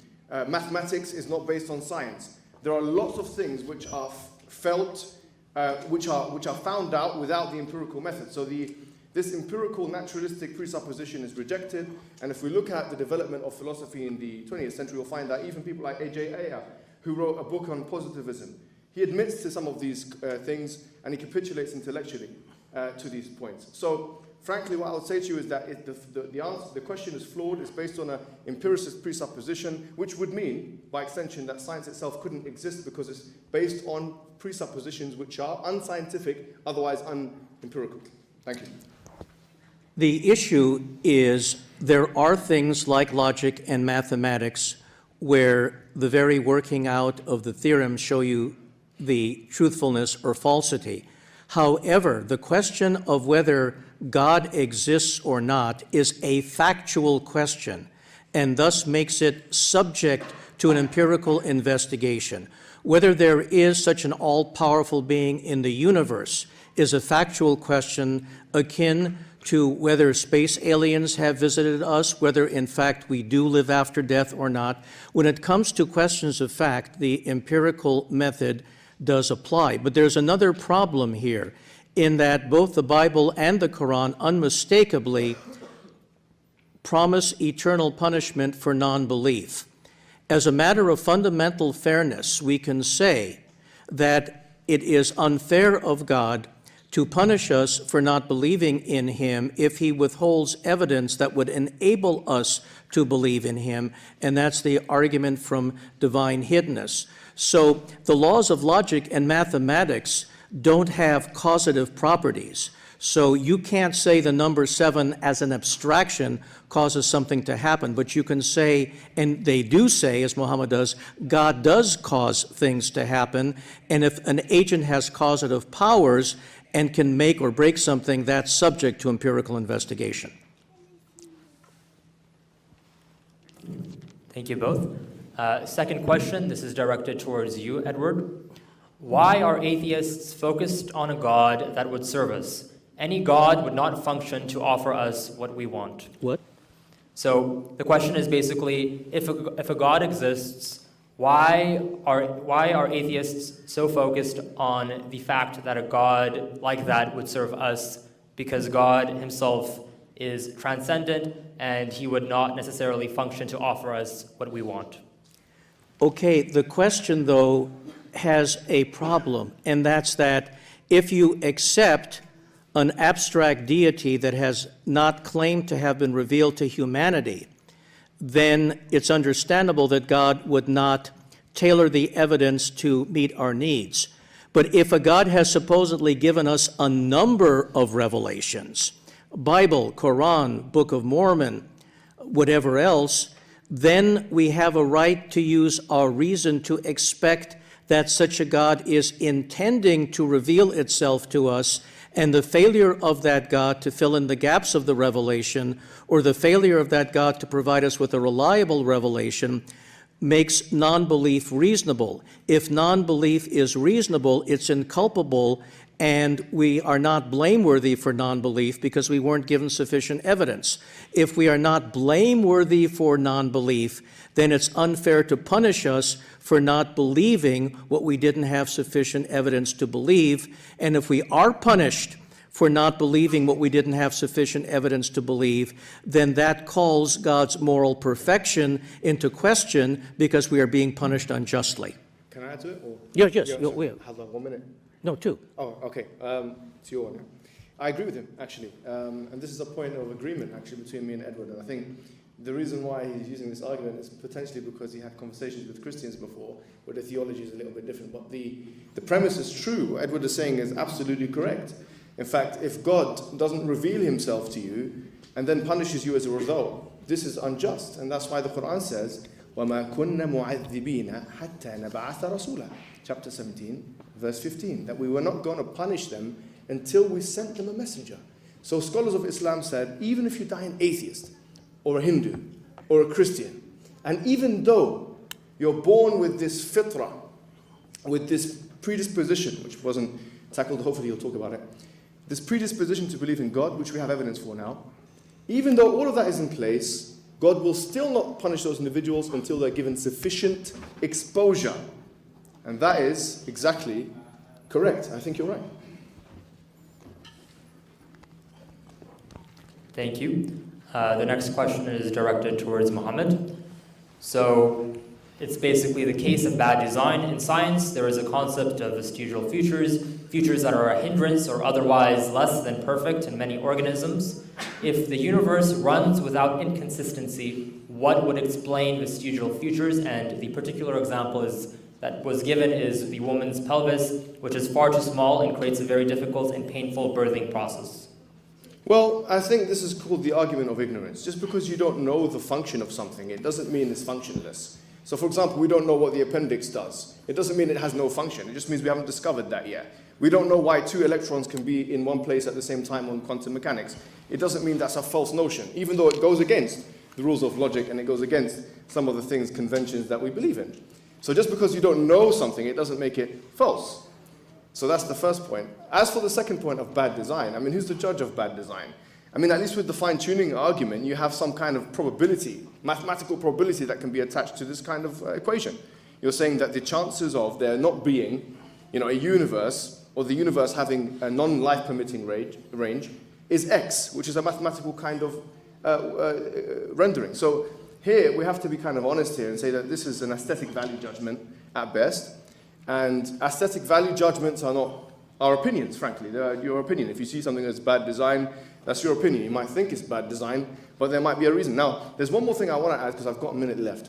I think people have misunderstood my argument from uniformity. I'll add it to the conclusion. Like my good friend Firas Zahabi mentioned one time in a podcast that I've done with him. For example, let's take a coin. If we flip a coin, it can either be heads or tails. Today, we can flip it. It's either going to be heads or tails. Tomorrow is going to be either heads or tails. We don't expect the coin to be flipped and turned into a butterfly. Why? Because we accept that there's a kind of coherence that exists, there are kind of constants that exist. So in order to do science, you need to know, or you need to presuppose that this uniformity exists. Otherwise, your calculations today will be meaningless tomorrow. And that's why Albert Einstein said, that a priori we expect a chaotic universe, meaning from the mind you expect there not to be this kind of order. So this underpins, or is even more undercutting, if you like, than the fine-tuning argument, which is why I presented it. So that's it. Thank you. The problem is that when you posit a God who is supposed to be all-powerful and morally perfect, then defects in our design are not justified based on those attributes of God. For instance, I pointed out how the gene that can help fight malaria can also cause sickle cell anemia. We know that we humans have back problems because we stood up too soon. We know that there are defects in our bodies. We could be more resistant to cancer. We could be more resistant to viruses. We could have a better digestive system. So God cannot get off the hook here because he is presented as an all-powerful being who is morally perfect. An all-powerful being who is morally perfect doesn't make these missteps in design. And we already know our vulnerability to disease. For instance, we already know that we just have a very few decades to be in good condition, and then as we get older, we begin to decline. And so that's not something that we would expect from a morally perfect God. We wouldn't expect unnecessary pain. If God wants us to take our hand off the fire so we don't get burned, we would expect pain. But if we're trapped in a burning forest and we burn to death painfully, pain has no value. And we wouldn't expect that unnecessary suffering with no purpose on theism. It's more likely on atheism. So given the claims of God's moral perfection and omnipotence, defects in design are not defensible. Thank you. Next question. This is to you, Edward.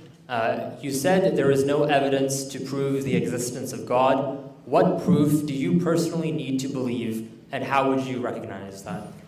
You see, this is the difference between me and a religious person.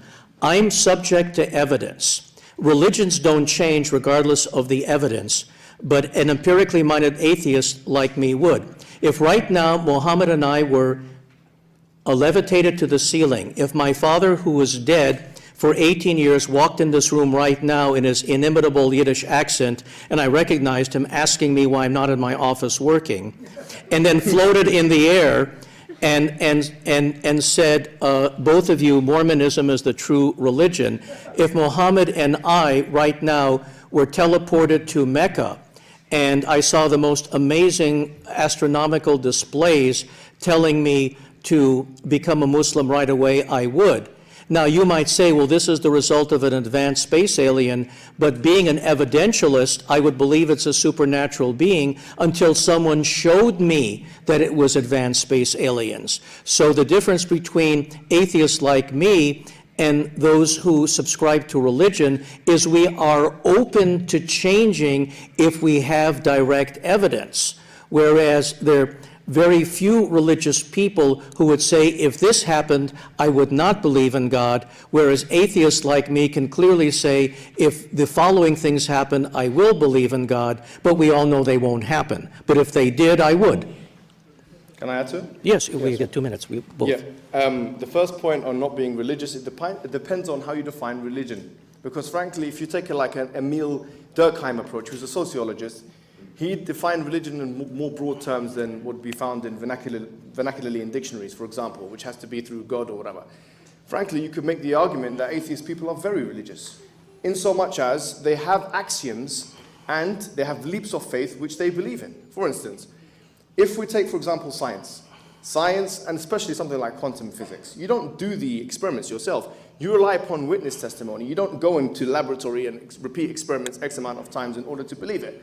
So in order for you to have an understanding of science, you have to have a leap of faith in trusting those individuals who teach you about science, your teachers, your school books, and so on.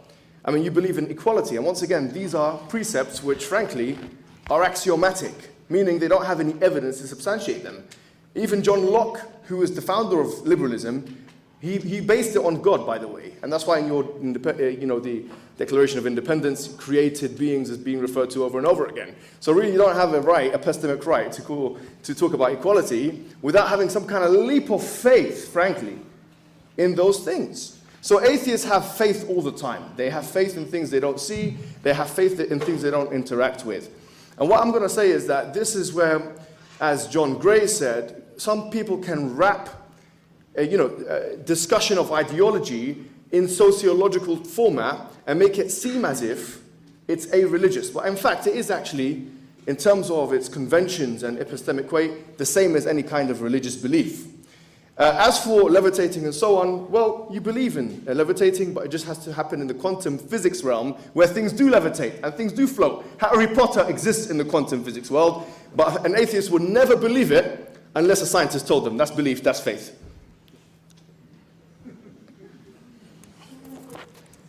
Thank you. Next question to Muhammad. Would God provide us with autonomy, and does that negate the good and evil argument? Can you read? Yeah.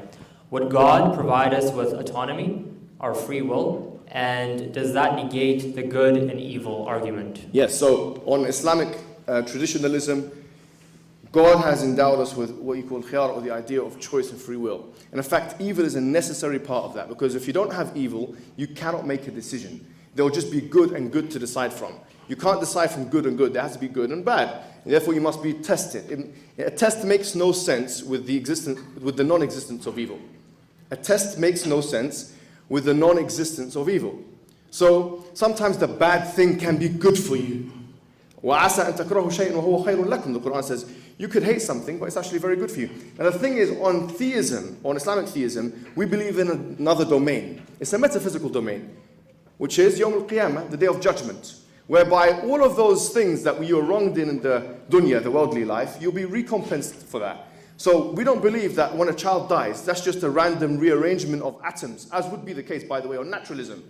It's a random rearrangement of atoms. If I slap a snowman and I knock his head off, it's the same as if I cut a kid's head off. Because it's just, on naturalism, frankly, it's just a rearrangement of atoms.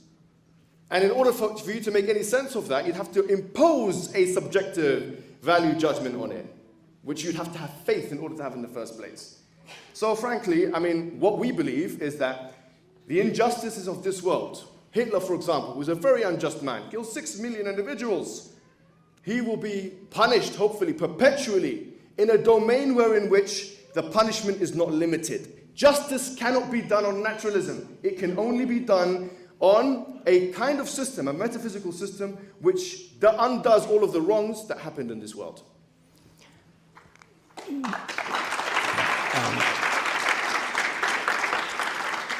We may not like the implications of a godless world, but that doesn't mean that a God will come into existence just to rescue us from those implications.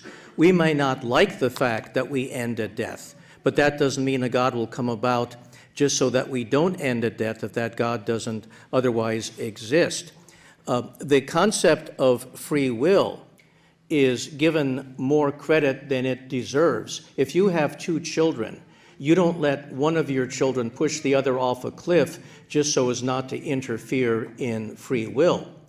And so the question of free will, or even the benefits of it, do not justify the extreme pain and the extreme suffering that we undergo. So for instance, if we need to feel pain when we put our hand on a hot stove, that's understandable. But that pain does not serve a useful purpose if we are being innocently burnt by evil people and we have to suffer that agonizing death. So the fact that there is gratuitous, unnecessary, unexplained, horrendous suffering goes way beyond necessary slight evils and suffering which would have a beneficial and corrective purpose.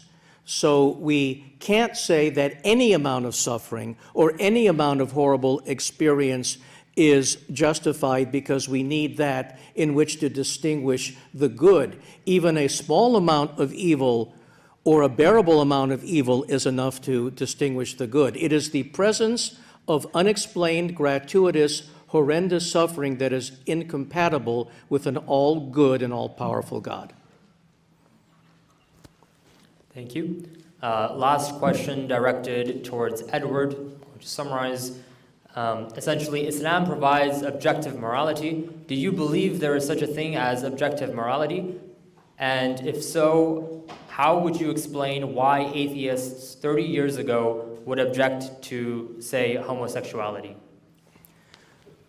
Well, I believe that there are objective moral values, and they're not prescribed by anybody. There is no lawgiver. Now, I was just asked 30 years ago how atheists would have responded to homosexuality. This actually proves my point. 30 years ago, many atheists may not have recognized the importance of allowing such personal freedom. What that means is not that anybody who condemned persons who love those of the same gender were right or wrong then. It meant that we hadn't yet discovered the truth that these are people that deserve equal rights.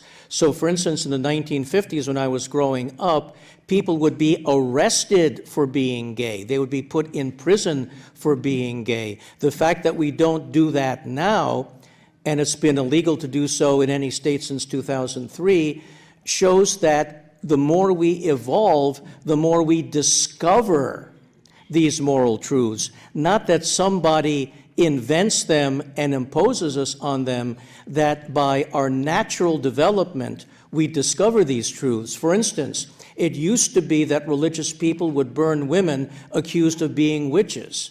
But we don't do that anymore because we discovered the moral truth that it's wrong to do that to these women, irrespective of the Bible saying, "Thou shalt not suffer a witch to live." So the more we get away from religious fundamentalist edicts, the more moral and tolerant we become, which shows that morality cannot be dependent on religious fundamentalist or orthodox edicts, because it is our pulling away from them that makes us more moral, more compassionate, and more tolerant. You get 2 minutes. I get 2 minutes, okay. But I don't know what religious edicts the American founding fathers had used in order to, for at least some period of time, allow slavery, racist slavery, what Stalin used in order to do what he did, what Hitler used, frankly, to do what he did. This is not the work of religion. This is the work of people who use ideological justification in order to commit certain acts. The same way as which it's conceivable to think that some religious people will use religious justification in order to commit certain acts.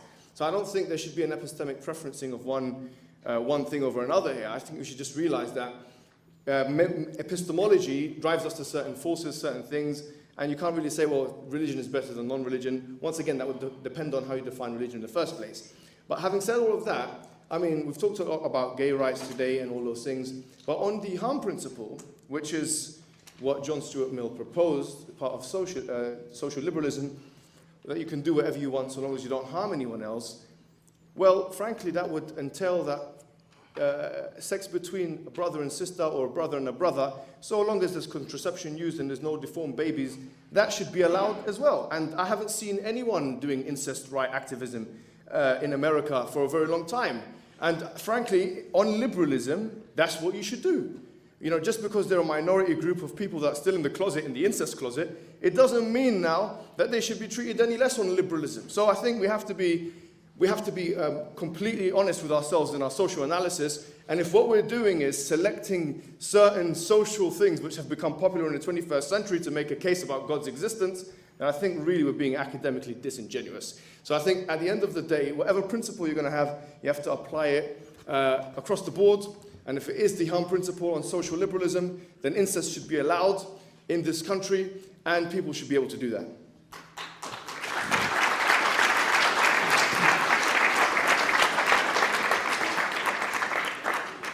Thank you. Final question. This is directed to both of you.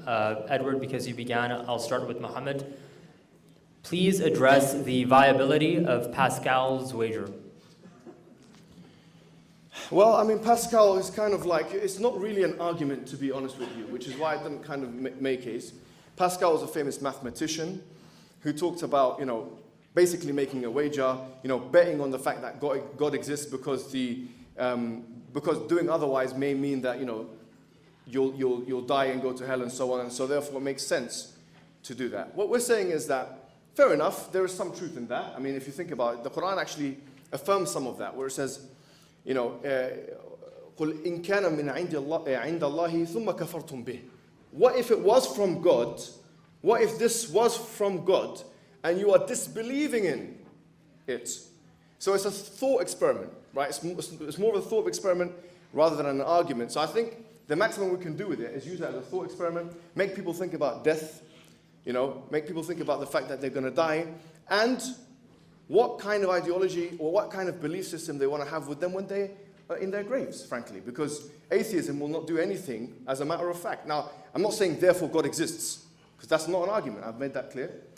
It's not an argument to say, well, the implications of atheism is that, you're going to be in the sick bed, you're going to be maybe 75 years old, 1 in 2 people in the United States of America are going to have cancer, just like in the UK according to cancer research. And what is better for you? I mean, to be optimistic that there's going to be continuation of that life, or to know that actually you're going to just become bones and dust. Obviously, from an implications perspective, theism, and especially theism with afterlife implications, has better optimistic implications for you. Your memories will be wiped away, your experiences will be wiped away, and your bodies will be wiped away. That's atheist naturalism. But the implications of theism is that actually there will be continuation. This is just the beginning. And so this is not an argument, but it is an implication. Well, there is a problem with Pascal's wager. Now, Muhammad just admitted that the Quran does talk about punishment and hell for not believing in Islam, as the Bible talks about punishment and hell for not believing in Christianity. What Pascal's wager did was it made the error of automatically assuming that if there is a God, this being will judge us by how we worship this being rather than how good we are to each other. And so the wager actually is false because it presupposes without proof that God is such an evil being, if there is a God, that regardless of how good we are, unless we adopt the right religion, we will burn in hell forever. Now, I'm sure that Pascal, who was a Christian, would not have accepted that someone is meeting the wager if they were a Muslim. And I think that the defect is whenever we say, without any evidence whatsoever, other than ancient hearsay in ancient books, which we know were written by fallible men, as women weren't even involved in the writing of these books, when we say, we are certain that the ultimate force in the universe will punish you unless you adopt my religion. That is nothing but primitive exclusivism. I think we got one more. Yeah. Thank you both. That concludes our audience Q&A. We will now proceed to the closing statements. Each person will have 15 minutes to give theirs, and we will begin with Muhammad. You have a right to go get your notes. Okay, why not? Yeah. I have a right to give my notes. Yeah, sure. Like a lawyer now. Yeah, no, I don't want to take unfair advantage.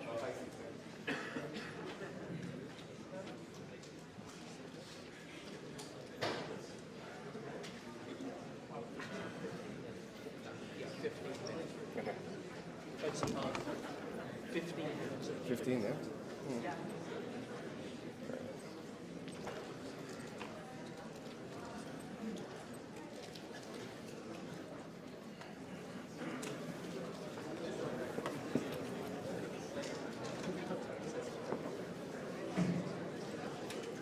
Should I start? All right, please calm down. 15 minutes left. Nearly finished. I'll start when it's quiet.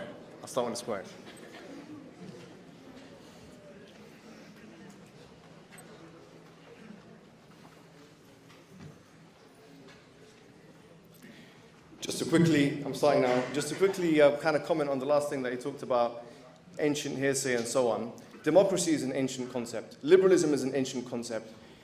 It's still adopted by mainstream society. That's the genetic fallacy, basically, to criticize something based on where it came from. At any rate, I found it quite interesting in the last speech that Edward had. He actually made an interesting capitulation. He admitted that 99% of things natural science can explain. That means 1% of things are supernatural. That means miracles are possible. So that is very happy. I'm happy to hear that. All right. Secondly now, what he talked about cause and effect. Now, the definition of a cause is something which brings rise to phenomena. I can cause a house to be. For example, I can build a house, yes? I can build a house. But I can die and the house will continue to be, yes? So I don't need to exist in order for the house to continue existing. Dependence, on the other hand, is when you rely on something else. So he made the mistake of saying that contingency, which is dependence, relies upon cause and effect. It doesn't. Which is why I didn't really mention cause and effect, to avoid this discussion altogether. Let us agree for the sake of arguments. Okay? Let's agree that there's no such thing as cause and effect. The contingency argument, the way I framed it, is still valid, because I didn't mention cause and effect at all. Let me tell you why. Bertrand Russell, interesting atheist, when he was commenting on the cosmological argument, Ghazali's argument that William Lane Craig and those other guys are making popular now in this country, it's Ghazali's argument. Everything that begins to exist has a cause. The universe began to exist, therefore the universe has a cause. Okay. So Bertrand Russell said, but this is the problem of composition. Because you're saying that just because there are causes in the universe, it doesn't mean that that cause will be applied to the universe. So he says, for example, just because we have mothers as part of the human race, it doesn't mean that the human race itself has mother. Imagine a wall. Like Trump likes walls. Yeah, you have a wall. Just because, this is Bertrand Russell, it's a very valid argument. He says, just because a wall is made up of small parts, it doesn't mean that the wall itself is small. He's right. Bertrand Russell was right. However, what if the wall is made up of red parts? The wall itself can be red.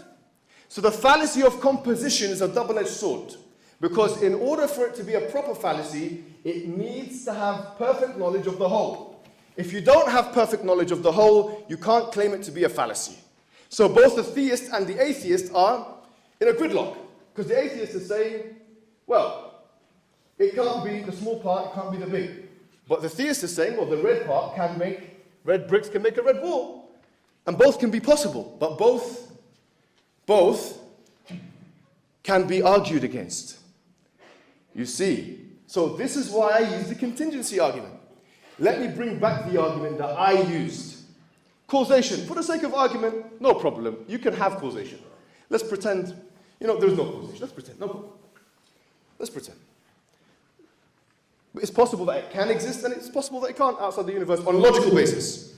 However, contingency, dependence, I made an ontological argument, a mathematical argument. You have a set. Things within the set are all dependent. Yes? Now you can't have the existence of things if everything is dependent on everything else. If existence depends upon dependent things, existence would never exist. You have two options. Either there's an independent outside, or this thing itself is the independent. This series is the independent. And what is it? The independent, the necessary independent. However, is it conceivable to think of this series, if we take out D2, as different? Yes. And we said a possible existence is something which can be rearranged. Wait a minute now, this is a serious argument. I'm not going to be William Lane Craig here today. I know you're used to this. I used his debates with William Lane Craig. This is his argument. I know the weaknesses of the argument. I didn't use this argument. I want the most undercutting argument. No one can crack this argument. I've read from Plato to Leibniz all the way through to Russell. And believe me, this is the argument no one can solve. This is the uncrackable code. So he tried to crack the code by saying, well, the necessary existence should have the entailment of the dependent things. Well, I'm saying the complete opposite. I'm saying that it's impossible for it to be made up of parts and still be the necessary existence. Because a possible existence is an existence that is subject to change. So, to use this phraseology, if we look at the weight of the evidence, the totality of the evidence, where extraordinary claims require extraordinary evidence, we have an extraordinary evidence. We have an absolutely extraordinary evidence, which works in the mind mathematically, and works in physical reality cosmologically, and works on first principles. And we get the independent, self-sufficient one entity, which we as Muslims call Allah.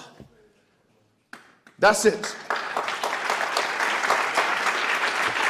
What if there's a multiverse? What if there's a multiverse? No problem. Have an infinite amount of universes. Or not even just universes, because why discriminate towards universes? Creations. You need something to depend upon those things. And we said it can't be that because you can envisage taking a universe in and out. And so it's dependent upon the structure. It's over. You see here, it's important to be honest with ourselves. He's a lawyer. A lot of lawyers are referred to as liars, but he's not one of them. He's a good man. And as a lawyer, when he goes into the courtroom, he refers to witness testimony. He makes abductive arguments, like CSI forensics put the evidences together. It's not God of the gaps. Just in the same way as if you put food for a dog, and then you go away, and the food is eaten, you're not going to say that's a dog of the gaps argument. It's just an abductive inference, which he does every time. And if it's not that, if you don't do an abductive inference, then all of the cases he's represented have been miscarriages of justice, which I'm sure he wouldn't do.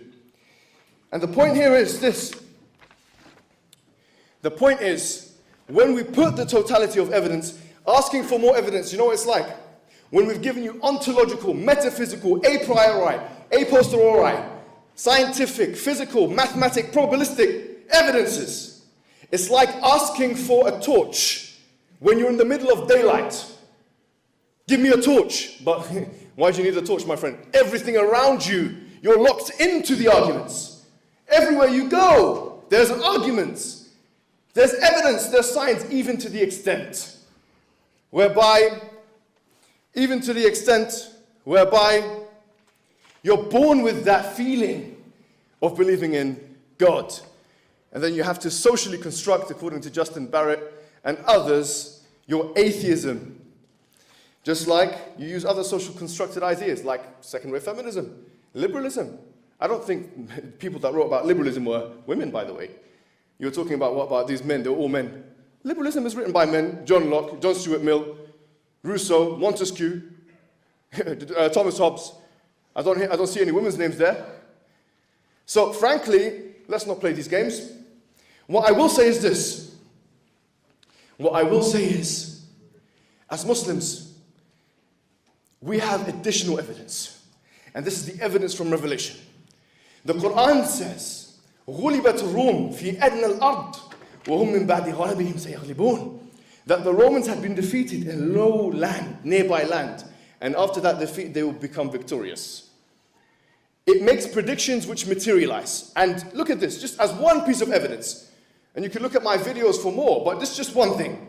When someone makes a succession of predictions of the future, what is the probability that some of those predictions will be false?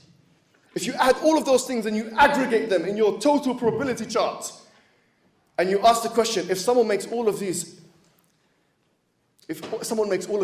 predictions of the future, like the Quran does, what's the probability that this could have been a guess? Well, there's a way of finding that out, through mathematical probability theory, for example, or epistemic probability. So, frankly, we do have an argument. It's not, and by the way, there's something else here, very important. He made a good point. He made a very good point. He said that, why is it the case that miracles are confined or time-bound? He's right. For a Christian, that would be a great argument. If you say to a Christian, how comes Jesus rose the dead when we couldn't see it? Absolutely right about that. Where the Quran says, وَمَا أَرْسَلْنَاكَ إِلَّا كَافَّةً لِلنَّاسِ, we have not sent you except for, to Muhammad, all of humankind. The reason why those prophetic miracles were localized, like Jesus, or Moses splitting the sea, or whatever it may be, is because it appealed, or is meant to appeal, to that time and that people. As for the Quran, itself it claims to be the miracle. It's an auditory miracle, so that you can analyze it in any time and any place. So it's not giving an unfair advantage to the primary audience. You can try and falsify the Quran now. It gives you a way to try and do so. You can try and imitate the Quran now. It challenges you to do so. And you can try and look at those things in the Quran which claim to be happening in the future and analyze whether they did in hindsight now, because we have seen whether that happened or not. For example, these are some examples. Now, in the last 2 or 3 minutes, I want to say something important. Putting this discussion to the side. You know, Edward is one of our friends here in America. And the reason why I'm putting this in the end is because I've kind of finished everything and I wanted to say this. He works actively to promote the rights of Muslims in this country. And it's people like Edward that allow for Muslims in this country and in the West to be able to be guaranteed the same kind of freedoms, frankly, that every other person should have. And I believe that if you're going to believe in something, be consistent with it. And though maybe not in the field of atheism and God's existence, he might not be fully consistent, but in his morality, he's a man of consistency. He opposes Trump's ban on Muslims. He's a friend of the Muslims. And what I want to end off by saying here is, this is the kind of person who we're happy to have as a friend as the Muslim community here in the USA. We need...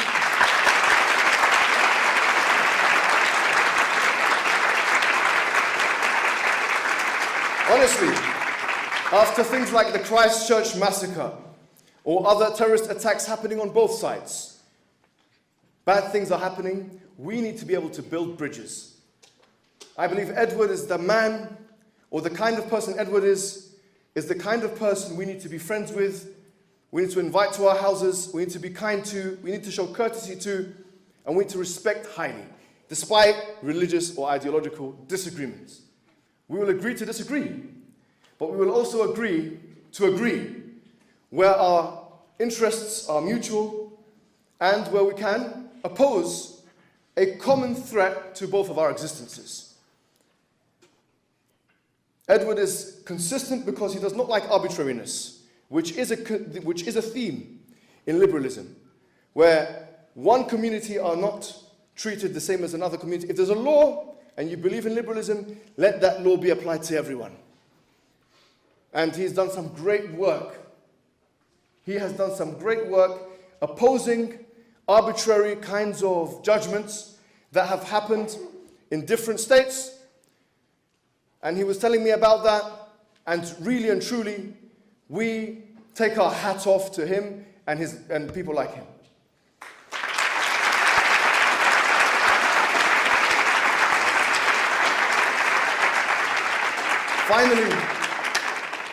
Finally, I want to say, in my last half a minute left, that if I said anything to offend anyone here, that I apologize. That was not my intention. And that obviously this is a subject which we really feel passionate about. And as a superior to me in knowledge and experience, I want to thank from the bottom of my heart Edward's contribution to today's discussion. It's been edifying, it's been brilliant for me, and I'm sure it's been fantastic for you. You're welcome at any time. I'm sure I can say that on behalf of the university. And hopefully we can meet another day. Thank you very much.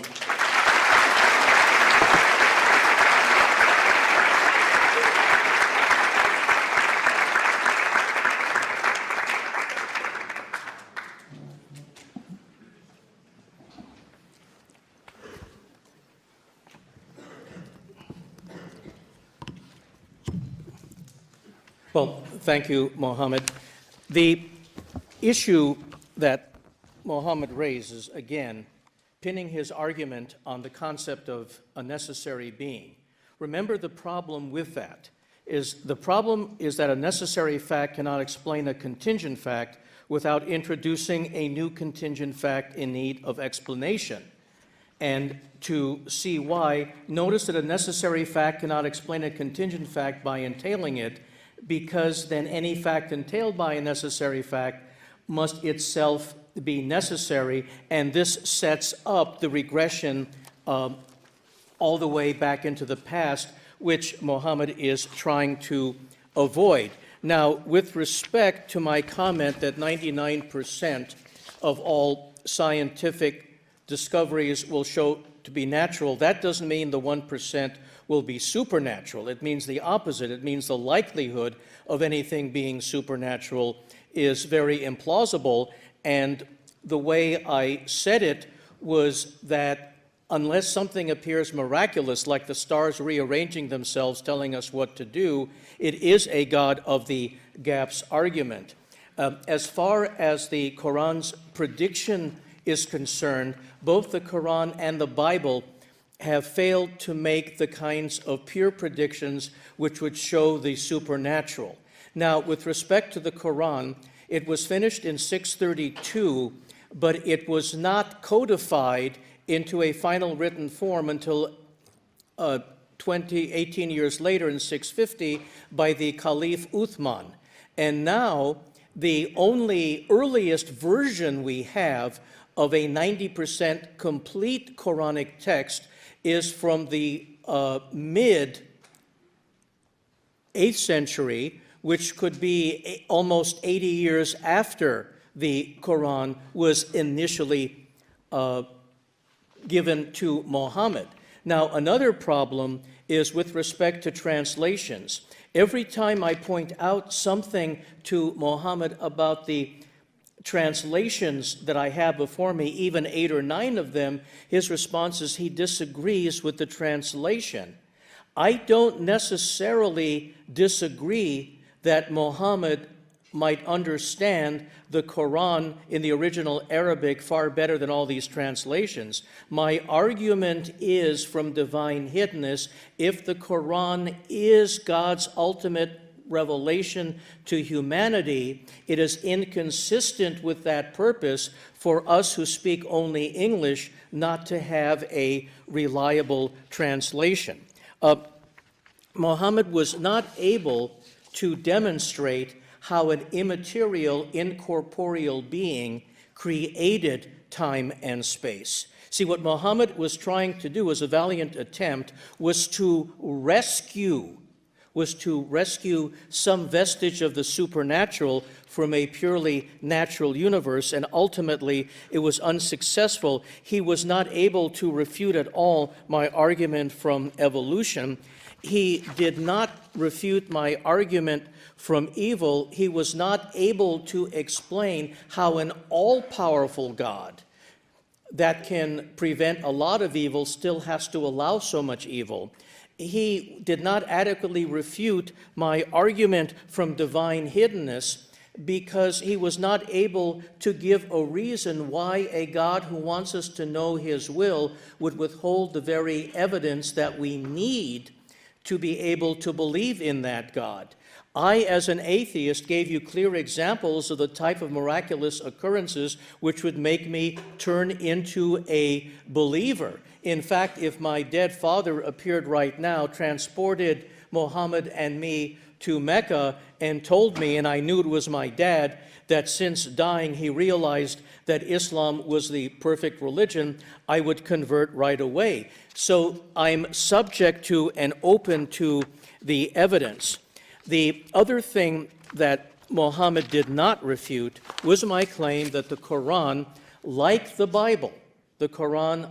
Bible, demands eternal punishment for choosing the wrong religion.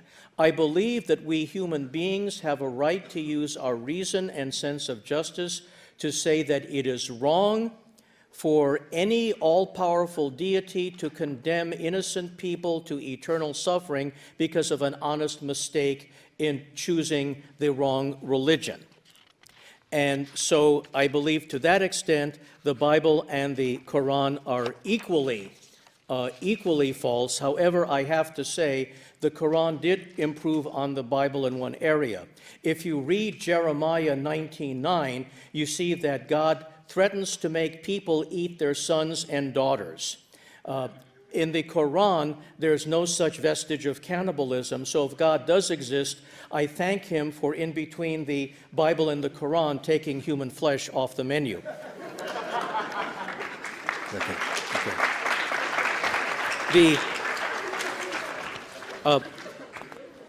Muhammad was unable to refute the argument against a transcendental person, because if you are a person, you have to have some boundary, some limit. To say that you are not in time and space and you are in time and space, what are we talking about? It's like some guy standing up waist deep in a hot tub. He's half in and half out. How can you be partially in time? How can God enter time? In order to enter time, you have to have a beginning in time. A timeless being cannot do anything. Either can an immaterial being. Now, I know that the concept that death is the end is very difficult for most people to tolerate. But on atheism, what's true is not what we would like to be true. What's true is what cold hard reality shows is true. There is no example whatsoever of conscious self-awareness being able to exist without a fully functional physical brain. If it were so, then Alzheimer's disease would not be able to eclipse consciousness. Again, Alzheimer's disease eclipses your consciousness, but when you die, you're fully intact in an immaterial form. It can't happen that way. Also, the argument from evolution with the common ancestry that we have with apes. We didn't evolve from apes, but we spun off and had a common ancestor. If you look at the fossil record of the precursors to Homo sapiens, who we are now, you see we evolved from a more primitive life form. Both the Bible and the Quran accept the notion of Adam and Eve. You can't have an Adam and Eve if evolution is true, which it is, because there was no such thing as the first perfect human couple. We evolved like any other creature. So if there was no Adam and Eve, both the Bible and the Quran are wrong in saying that there was. And of course, if there was no Adam and Eve, then Christianity is completely wrong in talking about the sin in the Garden of Eden. Now, another thing that Muhammad was unable to do was to demonstrate, and I've seen other Muslim apologists try to do this, was to demonstrate that the language or the mode of Arabic itself used in the Quran had to have a divine authorship. You can have advanced language or poetic or useful verse, or you can make innovations in language, but that does not show that there was a supernatural origin. Also, he failed to show us what specific predictions in the Quran were made that turned out to be true. On one of his YouTube videos, he talks about a Roman war which the Quran predicted the Romans would lose. Well, I looked it up. That war ended in 628 CE, and the Quran was finished in 632 CE. So the Quran did not predict anything in the future. The other aspect of all of this is the incompatible properties of the concept of God, the very concept of God. God cannot be both omnipotent and omniscient. If God is omnipotent, it means God can do anything, including change his mind. But if God is omniscient, he always knew what he was going to do in the very end, so he cannot change his mind. So therefore, the properties of omniscience and omnipotence are incompatible. with respect to the fine-tuning argument that sort of Muhammad flirted with and then moved away from, if we look at that, on theism, you would not need any kind of fine-tuning because God would be capable of making us live in any environment. So the whole notion of fine-tuning is nonsensical. But yet, if you look at atheism, and there is no all-powerful God who could make us live in any environment, then we would need fine-tuning, because there is no supernatural being to sustain us any which way, which makes fine-tuning curiously more likely on atheism. Now, I've heard Muslim apologists say that the Quran predicted that the universe is expanding. I looked at 4 different translations, and the only one that used the term expanding was Mustafa Khattab in 2016. The 3 other translations, including the classic Pickthall and Abdullah Yusuf Ali, all of them had the vastness of space already existing. So if the Quran did predict that the universe is expanding, which meant that the Quran had divine foreknowledge before science that the Big Bang occurred, then only 1 out of 4 translations shouldn't be able to show that. So once again, on divine hiddenness, if the Quran is what God wants me to believe, then the Quran should have been translated into English.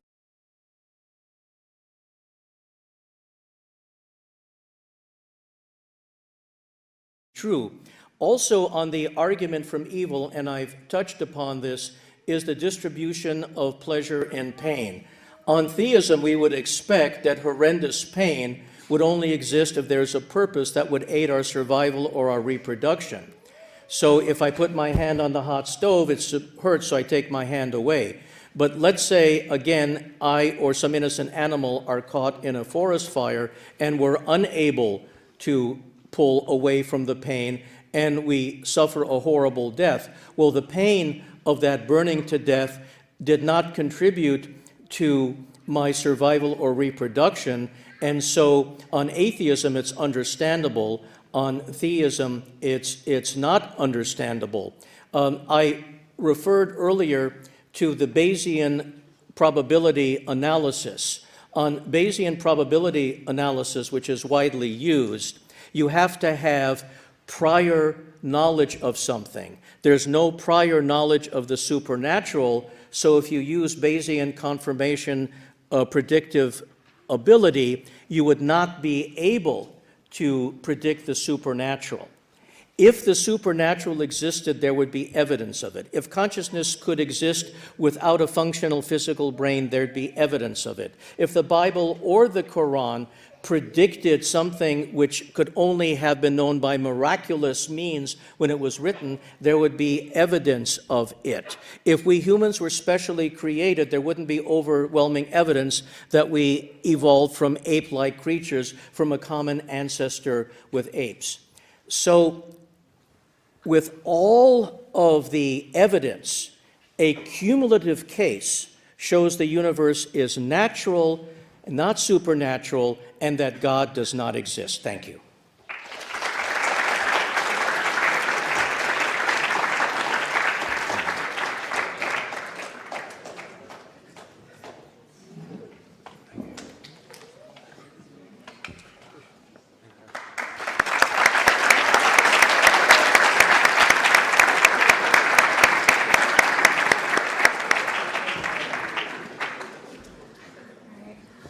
And with that, alhamdulillah, we conclude the debate. Jazakallahu khair everyone for coming out. We really appreciate your company today, this evening. And inshallah, we can see you guys again in the future. And may Allah, can everyone give them another round of applause? Because mashallah, they're both super amazing. I would also like to give a big thank you to another key organizer. His name is Abdurrahman. He did a lot of this work, and I want to give him a really big round of applause as well. And inshallah, before everyone leaves, something super important again, if anyone is able to, we are really asking for donations to help cover costs for the trip and for all the events. So if anyone wants to, there is a box for donations outside. There's also the Venmo, which is Davis MSA. And we appreciate anything and everything. Jazakallah khair for coming, everyone. Inshallah, have a good night.